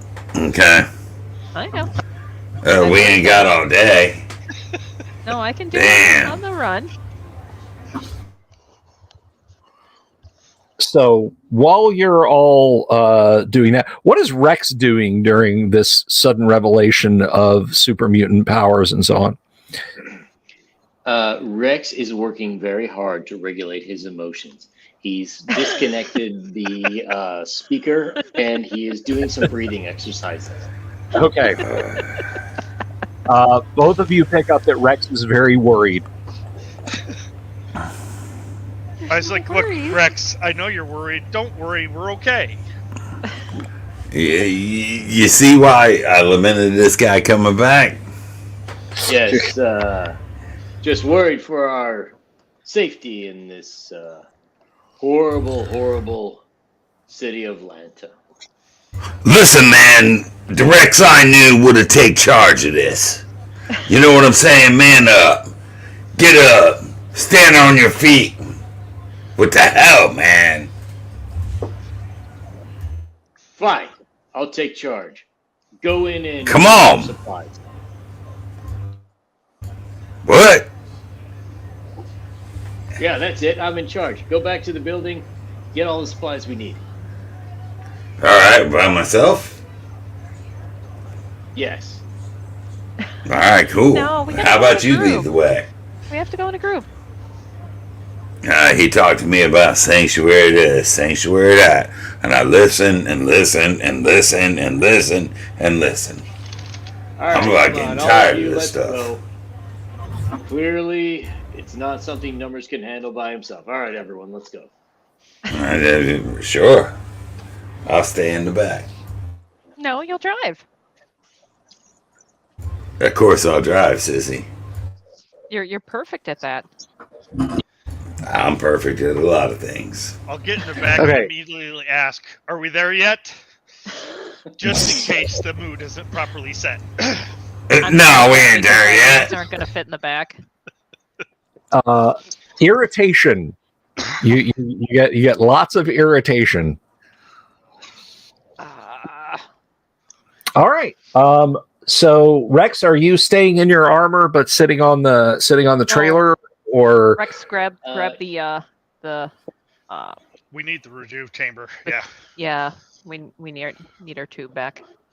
Well, we know where we can plug it in now, Yeah. so this is perfect. Hey guys, while we're here, shouldn't we maybe throw in Bogo's corpse and see what happens? He's dead, though. I wasn't What? quite. Well, We can't bring somebody back from the dead.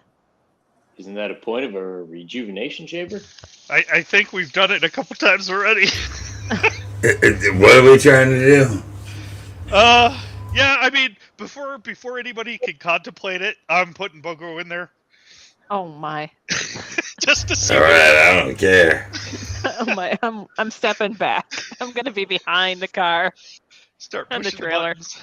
I like, he did help us, Is at least worth the try. If I thought it could do it, but I don't know. Just if get we ready. want If he comes back as a zombie or whatever, we might have to shoot him. Yeah. That's You'll what be I'm- right next to him, man. Or it explodes the chamber. It could explode the chamber. yeah, you can now use a life ray chamber without further training. You fiddle around with the buttons, and it's just like bad commander file name every time you try. Okay. Yeah, Uncle Brat says it's alive. That's about what you'd get. Okay. So, I assume that he's too dead. I thought he was only mostly dead. Probably the Okay. bacteria and everything growing in him. I can't tell the difference. Yeah, an animated Bogo zombie probably is the same as a non-animated Bogo zombie. So Listen, all I can tell you is this is the Funky Like a Monkey tour 2387. Let's haul ass. All right. Well, I guess we'll Rex, work to get put the chamber back on the trailer. Yes. We'll put the food. I really wish we could get that chamber. grab sled. And we'll keep going. Is there Yeah, space Rex on does the it. on the roof for the grab sled? No, Or is it too big? no, it's too big. The grab sled you're using as a trailer is as big as the car. Oh no, the other one that we're using. That has wheels, Oh, okay. and once again, no, it won't fit on the top. Damn it. Okay. Well, I mean, Rex can get out and drive that one, I guess. Or he'll put his suit on the back, and then I guess get out to drive the small cart. Okay. Well, I'm a passenger. Unless somebody so I else don't- wants to drive it. Yes. No. No, I don't want to drive.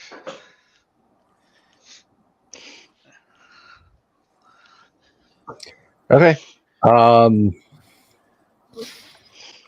So off you go, and where are you guys going? Let's head back to some of those cargo depot areas. Okay. Yeah, you gotta let me know before we get up on them. Slam the brake, turn hard to the right. Okay. As you are moving in that direction, you see a group of hoops. Once again, Come on, Rex. Slam the brake.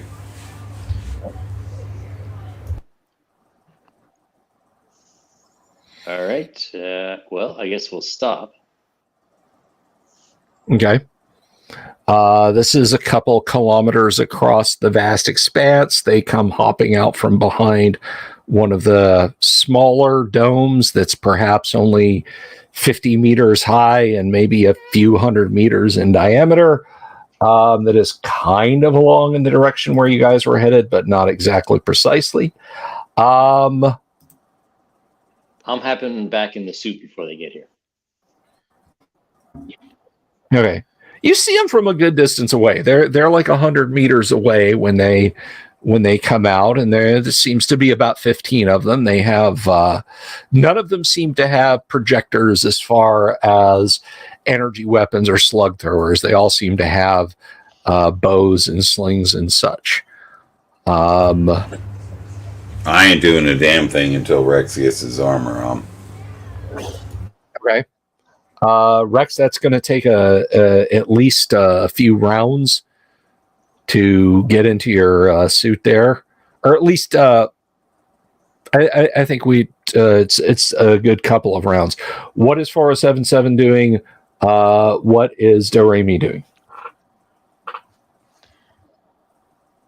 I'm going to stay in the car, and I will have my needler at the ready. Okay. I ask, are these things friendly? I don't think I've met these before. Depends on who you are. Depends on who they are. I don't know what they're called, but I seen them take a man's heart. Well, I get my slug thrower out and I roll the window down. Are they on the other side of the car or on my side of the car? Or are we facing like them? 100 meters in front of you? Okay, so the 100 meters in front of the car, not the 100 meters to the left of me or whatever, right? Correct. Okay. So I'll sit, with my head out the window.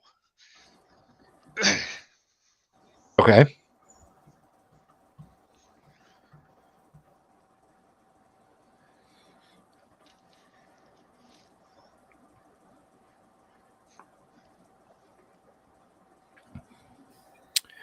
All right.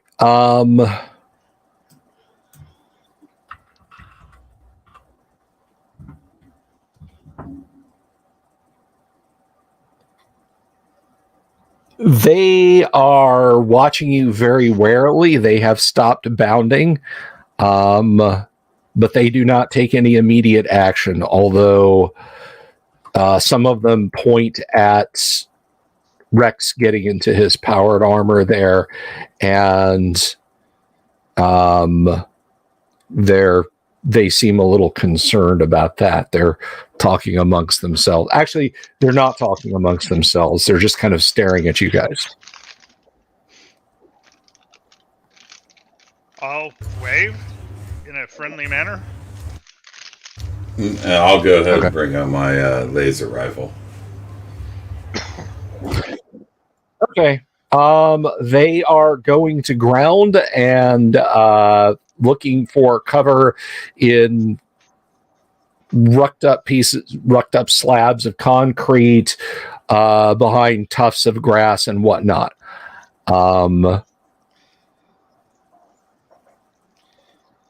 They have almost all universally sought cover. How far away are they? They're still 100 meters. They have not closed up. So we can't sense their feelings, anything like that. But obviously, no. by their reaction, they're not wanting to engage with us. It appears. Not initially, no. Hang out. Talk grass.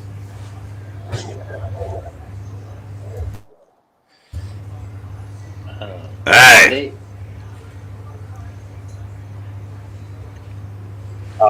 You yell out to them, and they don't respond, actually.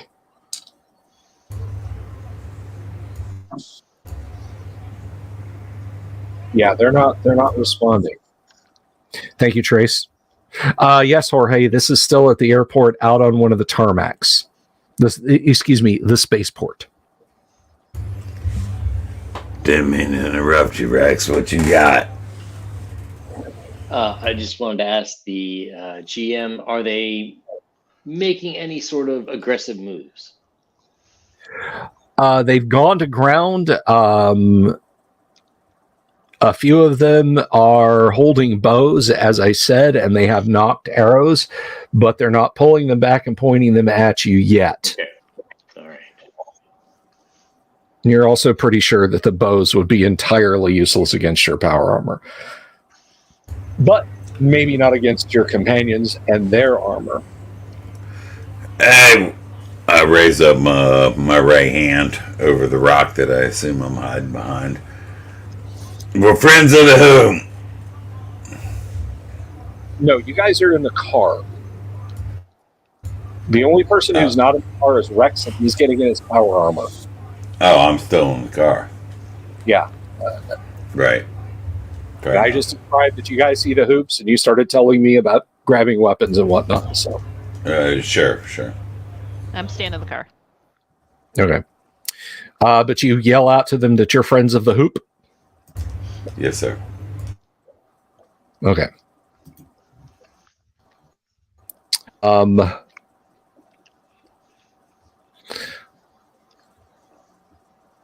So you guys can sense words being spoken to you, and they are they're words entering your minds. What do you want?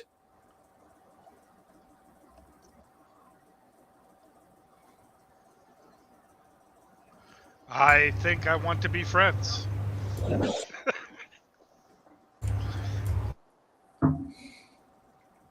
Just kind of look around. Ooh, okay. Could we trade? The Hoop are not interested in being friends, and they are not interested in trading. You have a metal man, which we can and will turn into rubber if you get near us. Leave us alone. We don't want anything to do with you.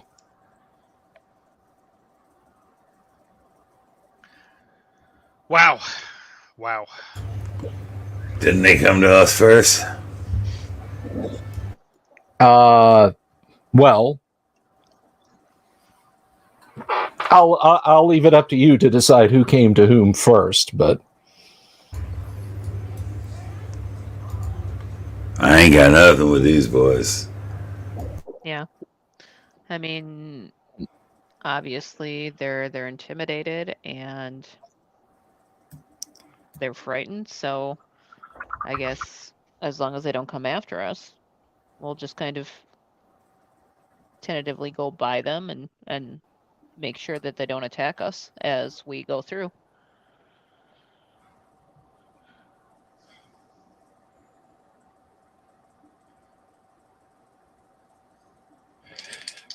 okay. I mean, they're obviously bunkered down because they're scared. I mean, unless they have some kind of weaponry more than their bows, they're giving a false claim because, of course, that's not going to do anything to Rex's armor. So, Yeah, no, you guys are armed to the teeth as far as they can tell. If do you guys continue to drive forward, or do you stay sitting there, or what? are they between the direction we're heading and where we want to go? They're kind of off to one side, but you know. So we could I drive figured around we them. stopped. We could drive around And I'll them wait. and not Am I in the encounter them armor? and just keep going. Yeah, you're in your armor, Rex. Then he'll say to the other group, "Come on," and he will, on his loudspeaker, announce to the hoops, "Stay out of our way, and nothing bad needs to happen." Okay, well, they all begin to hop away from you, looking over their shoulders fearfully because they know they're outgunned at the very least. Now, you do know that Hoops Perfect. metals, all metals into rubber, and all it would take would be one touch from them to your vehicle, your power armor, any of your other equipment. Yeah, this is typical of the Who. I've seen them a bunch of times already out in the wildlands. They don't know what they got, We dealt but I with know them what we before. got.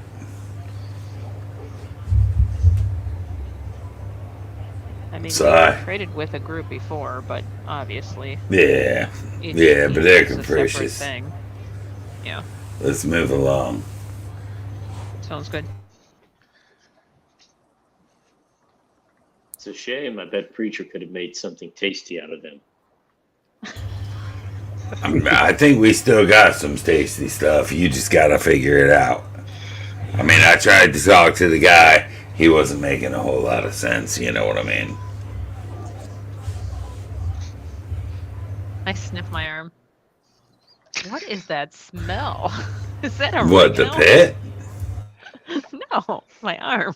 I didn't say my armpit. Well, I mean, all right, whatever. Did you guys put oregano on me or something? It makes the chamber work better. Okay. In fact, that's the only way the chamber works. I'm Nervously looking in multiple directions at once. Yeah. I'm trying to sense if they're laughing or something. Oh, we're laughing.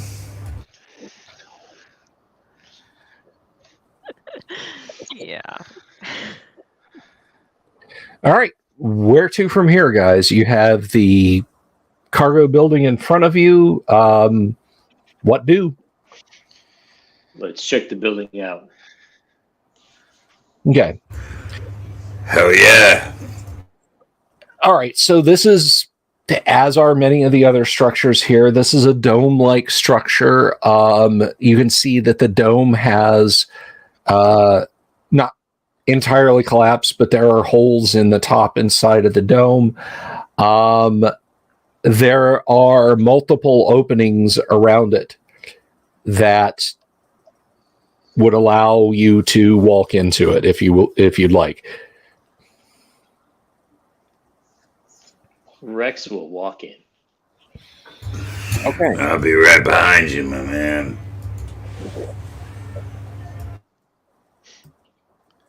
Yep. I'll follow through. Okay, there are cylinders and I'll come boxes and containers. Some are smashed open, some are completely intact. This is a large maze-like area. I'm looking for the boxes on the walls with the cross, the red and white ones. You do not immediately see any when you enter. I'll keep a lookout. Okay. Rex is going to start looking for fuel cells. Alrighty. Now, immediately within, there is what looks like one of the ancient terminals there. I point to it. Numbers! Or, no, sorry. Don't worry me. This is your thing. Okay. Is it? What do you want me to do with it? Power it up and have it give us a map. And Okay. what's here? I'm sure it probably has a list of what it has in this building. That's what it does, isn't it? I think the feeling that I usually get with somebody saying, say the line, and I go over to the kiosk and I say, see if I could get the kiosk to come up. I touch it or say hello. Yeah, you don't have to worry about oh, how does it work? What do I do? Because it's a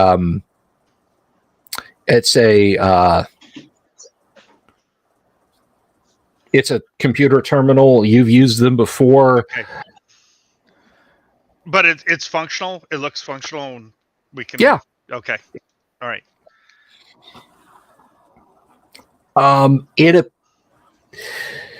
When you pull up individual listings, there's a lot of something that says lug age. You're not sure what that's about. Furniture, you're not sure what that is. Bicycle. Actually, you know what a bicycle is.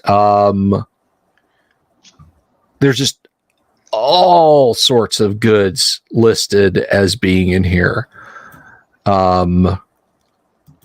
Although there is a little bar at the bottom of the screen that says warning, internal security has detected some shipping crates have been tampered with. Please notify security personnel immediately. I ask which crates are the ones that have been tampered with, and what is the cargo inside those crates, or was? Yeah, one is a crate of electric pencil sharpeners. Another is there's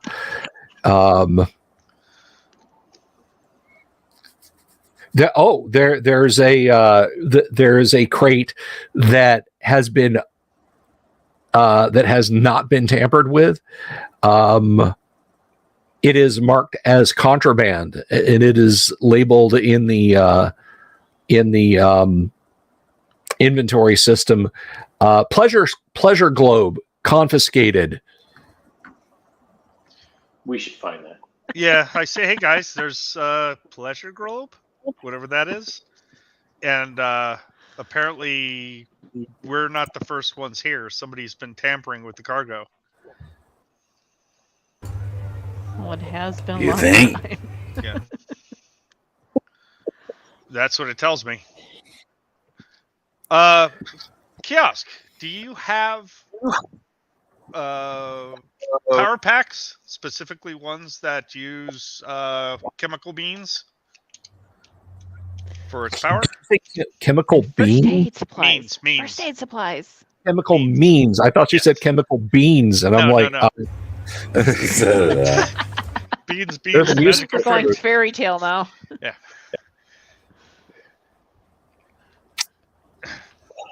all right, let's see. And then next, ask about medical supplies. We will. We'll get to it. no. Hydrogen cells. Hydrogen cells. If I don't That's get what we're doing hydrogen first. cells, That's what we're doing I'm first. going That's what we're to- doing first. I'm going to be very depressed. That's the bad thing about being an empathy person, is that you feel bad when somebody else feels bad. There I is think that's one. his usual. There is one unlooted crate of hydrogen cells. Oh, score! Oh. I say, where is this crate in the cargo bay? It indicates shelf B2, row D3. Okay, I tell the kiosk would like to requisition the case with the cargo cells in it, but with the hydrogen cells, cargo cells. Shelf B2, row D3. Okay. I look at the characters and I see if there's markers on. Well, there might be, but there's rubble and crates and everything else all over the place. You don't see any rows or aisles. Okay. It should give you directions. So this is a standard Quest data center. Okay. We'll just so we'll go to the far wall. Let's just use the left wall. Look at the far left wall. Is there anything on the wall? The curved inside of the dome. There's nothing painted there. No. Okay. Is there anything painted on the crates? Lots of things. Lots and lots and lots and lots and lots of things. I go back to the Anything that looks kiosk like and I letters? say, "Kiosk, please, can you show us using a topo map of the cargo bay where this crate is supposed to be?" It indicates it to you. It shows you on the screen where it should be. Okay, and then I look. Do I have a ballpark idea? You are here. I mean, you are here. It's over there. The nice, neat rows of shelves They don't are. exist. Yeah, Yeah, no. right. But you kind of have an idea where it's at. Okay, so I'll say it says it's over here somewhere, and I'll start walking over there. I'm gonna pull my slug thrower out just in case. I don't know what else is in these rubbles. Yeah, my needler is still out. Okay. What is Numbers Rab doing, and what is Rex Dashington doing? I'm not doing anything. I'm watching an amusement.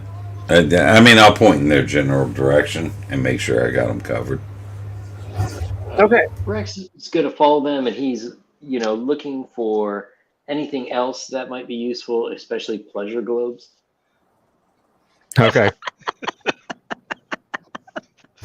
Hey, we might use that on Bogo Jorts. Pouring Bogo Jorts. Okay. As you guys are going off on your quest for hydrogen cells and pleasure globes, you are surprised. Numbers, you're not surprised at all. Just like, well, I expected this to happen. However, there is a great eruption of crates and boxes out of the middle of this mess you guys are climbing over to get to the hedges. It's horrific. There is some 6-legged mechanism that just kind of rises up out of the junk. What's more horrific is that atop the mechanism is what looks like a desiccated human torso with cabling and whatnot going into it. Now, it's still wearing clothes, and they are 2 different shades of blue.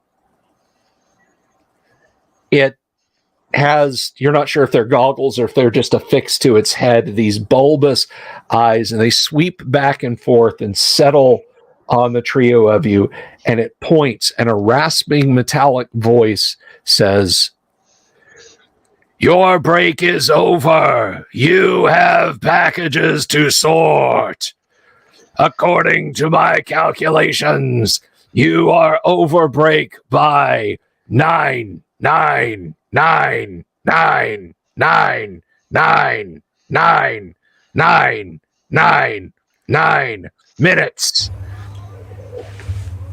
I'm going to blast it. I have calculated that such a severe deviation from your allotted break time must result in the harshest penalty that this company can employ. Your deaths." And it raises 2 massive pincher arms up and begins to clank across the floor towards you. Yeah, I think we're gonna shoot it. Although I disagree with its punishment. Working is probably the punishment. Yeah, it's pretty severe punishment. Yeah. So, yes, this giant cyborg spider creature of some type is standing before you with its 2 horrid arms and its blue and white uniform. What is Numbers going to do? Numbers, you're probably... Well, I said this place was a couple hundred meters in diameter. They hadn't gotten that far in, so I'm going to say you're about 25 meters away.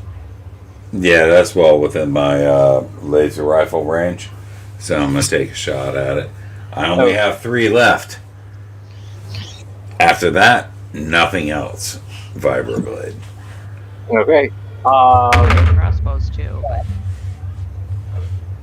Yeah, that's a 8. Weapon class 13. This thing is covered with alloyed plates and whatnot. So yeah, your laser blast just kind of just reflects off of it. And I should point out also that the upper torso is in kind of like a cage type affair. There's like a rotating yellow light on top of it. I don't need that. Why is that there? Okay. What is Rex going to do? Is it close enough for me to punch? No, you'll have to move in this round. It's about 25 meters away. All right, then I will move closer. Okay. What is 4077 doing? If it's 25 meters, I want to sense if it's got any kind of emotions at all. Okay. What is Do-Re-Mi doing? Oh, I don't care how he feels, except for, I want him to be sad when I shoot him with my slug thrower. Okay. Well, I mean, I'm going to try to fly if there's any room up above us. Yeah, the ceiling is domed. You can definitely fly upward. So I'm you're going to fly up and then try to sense its feelings. So you're moving in this round. Then why don't you go ahead and roll initiative, Safi? All right. That's a look, right? Jorge was paying attention. That is a 2. Okay. It acts first, and one of its mechanical arms just kind of telescopes outward. And let's see, it is reaching for 1, 2, 3. What is Do-Re-Mi's armor class, please? It's at least 100. No, it's 4. Armor class 4. Yeah. You're on that 5th edition Gamma World plan, are you? Yeah. Actually, I think Gamma are like 7 editions or something awful like that. Yeah, they stopped counting properly. Inappropriately stopped counting properly. So stop at 4. No reason to go beyond that. Okay. Yeah, it actually misses you with this arm. Which is probably a good thing because it grabs a crate next to you and just crushes it flat. It's crunch. I was packing that. Turns. Incorrect. And it will extend its other arm at 1, 2, 3, 4, 5, 6 at Rex Dashington. And Miss Rex Dashington also. So go ahead and do your things, if you will. Rex, you can close with it now. I will do that. Kevin, you're shooting at it? I am my slug thrower, but I rolled a 3, so... You rolled a ping! Exactly. I shot my shoe. All right. 4077, you are sensing...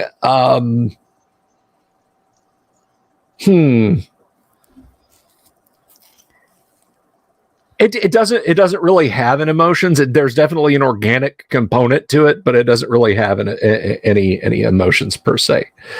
All right. Okay, numbers moves. 4077 flies up. Kevin takes a shot. It moves forward and tries to grab you guys and misses. Top of the round, numbers, you taking another shot? Yes, sir. Take your shot. Nah, that's a miss as well. Zach. I only have 1 shot left now. Discharge of firearm in employee area is grounds for termination. Prepare to be terminated. You'll go in pieces. Okay. So what is Do-Re-Mi doing in the next round? I'm shooting him again. Okay. Anything we're shooting once, we're shooting a whole bunch of times. What is 477 doing?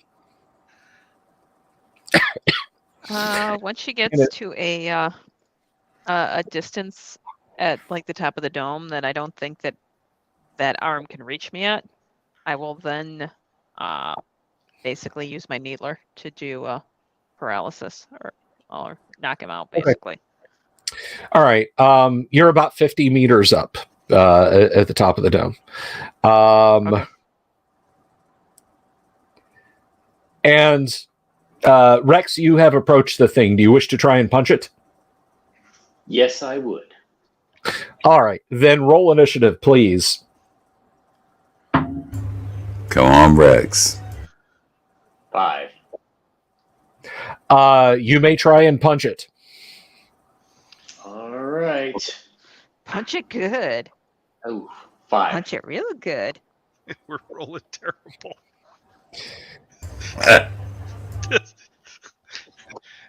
Let's see. Yeah, no, that just kind of glances off this thing's Duralloy leg. Kevin, take your shot. I got a 9, which is awesome when you have a weapon class of 10. I'm Weapon sure class 10. You got a 9.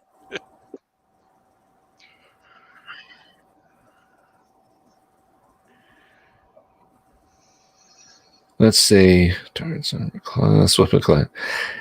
Yeah, the bullet doesn't hit anything vital as far as you can tell. Chang. Damn it.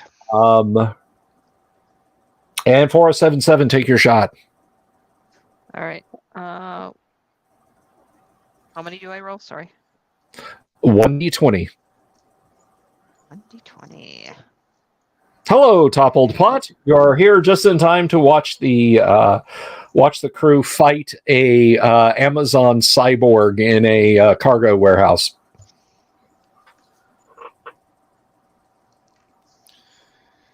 All right, and that is a 12. A 12. Let's see.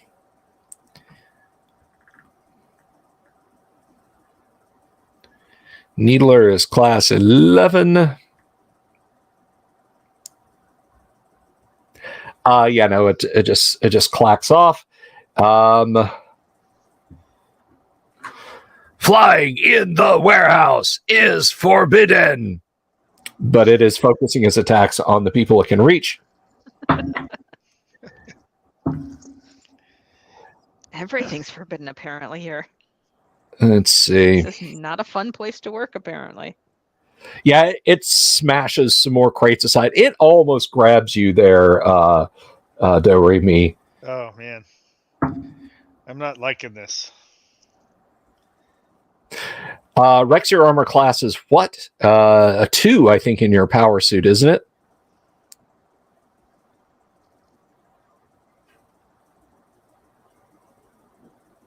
You're muted, Yang, but I believe your power suit is an armor class 2. I have 1 written here. 1. Okay. Well, your energy field is such that even though the claws temporarily have you, they kind of crackle and slip off of the field. New round. You gonna use your last shot there, Numbers? Yes, sir. Last one. Roll it. Come on. God. Another 2. That's going to miss. Yep. So much for that. Set something in the back slightly ablaze. No smoking allowed in warehouse area. Damn. Okay. Rex, you going to try and punch it again? Yes. Kevin, you going to try and shoot it again? Yeah, but this time I'm going to try to hit it. Okay. 4077, you going to take a shot with your needler? I am. All right. Then roll initiative for us, please. Who hasn't rolled initiative so far? Kevin, roll initiative for us, please. All right, I got a 6. Party goes first. Rex, pick it. 19. A 19, that will actually hit. So yeah, you slam your fist into the duralloy hull along its leg there.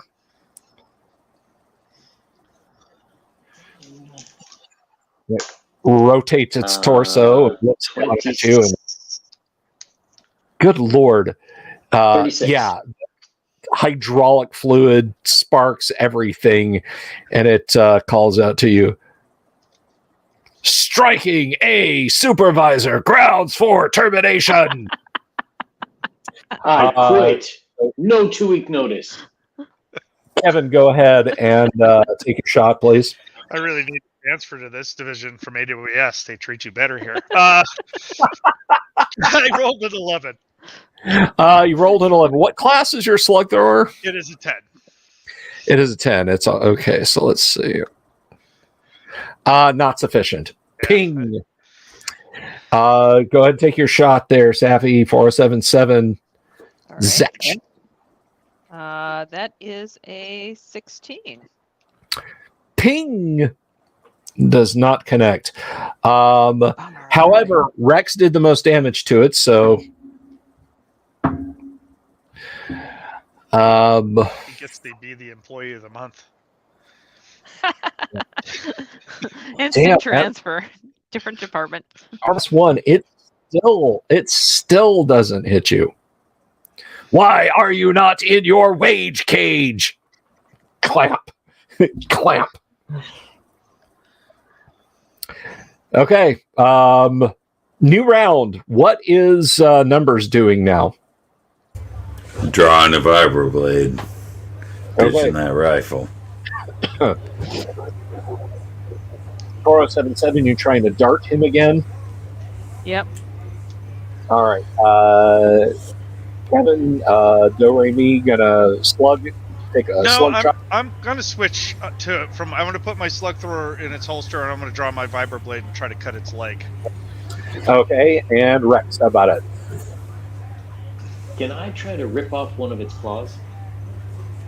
I mean, it's essentially going to be, it's just you're physically attacking it. But if you want to describe it that way, sure.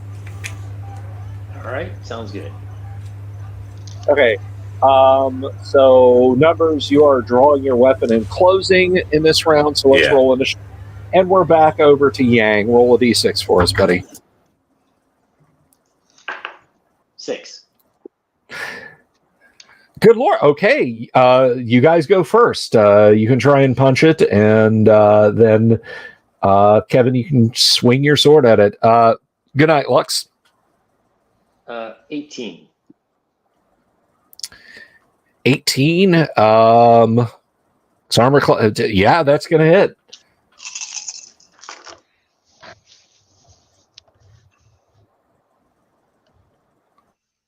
Uh, 33. Good God. Okay, yeah, you tear one of its foot pads off, and it is spewing hydraulic fluid and just kind of stomping around on it. Ah! All vacation days canceled! Ah! Kevin, go ahead and swing on it. Yeah, I got a 17. Are you weapon for real? class 5? All right. Well, weapon class 5. Let's see. That's gonna hit. Okay, so 25 points to his. 25, 33, and how many points did you do initially, Yang? 33, I think it was. So you've done 33 twice to it? I thought last time was higher than 33. I thought it was 38, but I might be wrong. Okay. Yeah. I think it was. Yeah. Okay. So here's what happens. Rex grabs one of its legs and rips it off.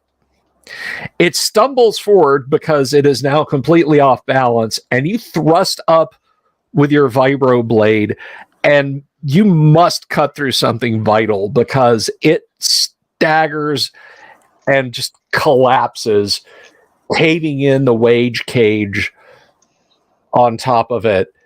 and just lays there like a dead spider on the warehouse floor. Hell yeah. You have been relieved. I'm just trying to coach. Just it kind of in a drawl there, just sort of waving its one human arm, trying to grab the control stick. You hear it as it expires mutter, Look at you. Ship all banged up. "Prime." Subprime. That's just wrong on so many levels. From my vantage point, can I see the container we're looking for? It's got the fuel cells. Well, he might have cells on him, right? Because he's a cyborg. Yeah. Let's Possibly. Strip them. And this warehouse is wrecked. I mean, you see like skeletons here and again, crates destroyed, shelving knocked over.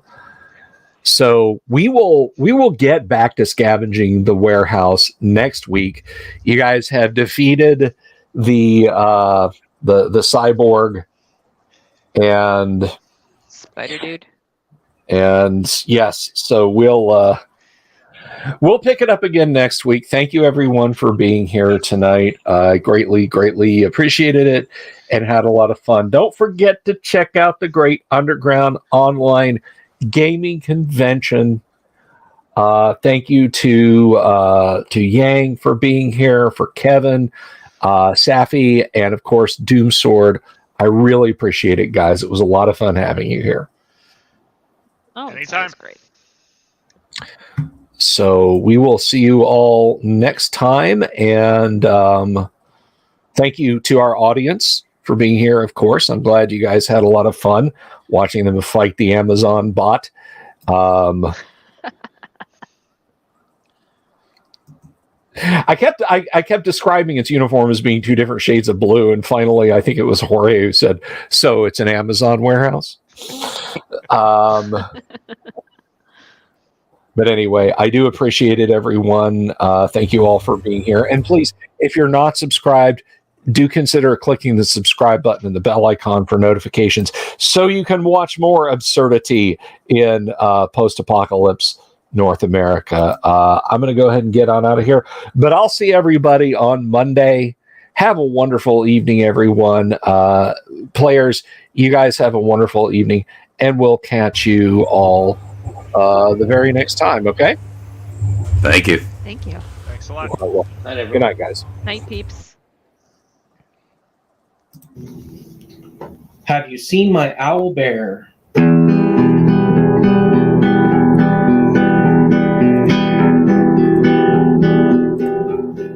Here's to all the weirdos everywhere in the woods and in the air. Have you seen my owl bear? Should I shave off all my hair?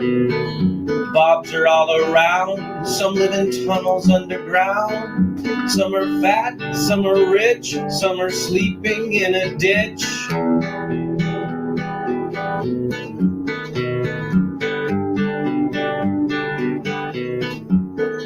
Can you ride a crooked horse without a saddle way off course? Naked as a toad all the way to Smoky Joe's. Have you seen the little creep driving fast in his little green Jeep? He smells like fish and brandy, but his rotten teeth look dandy.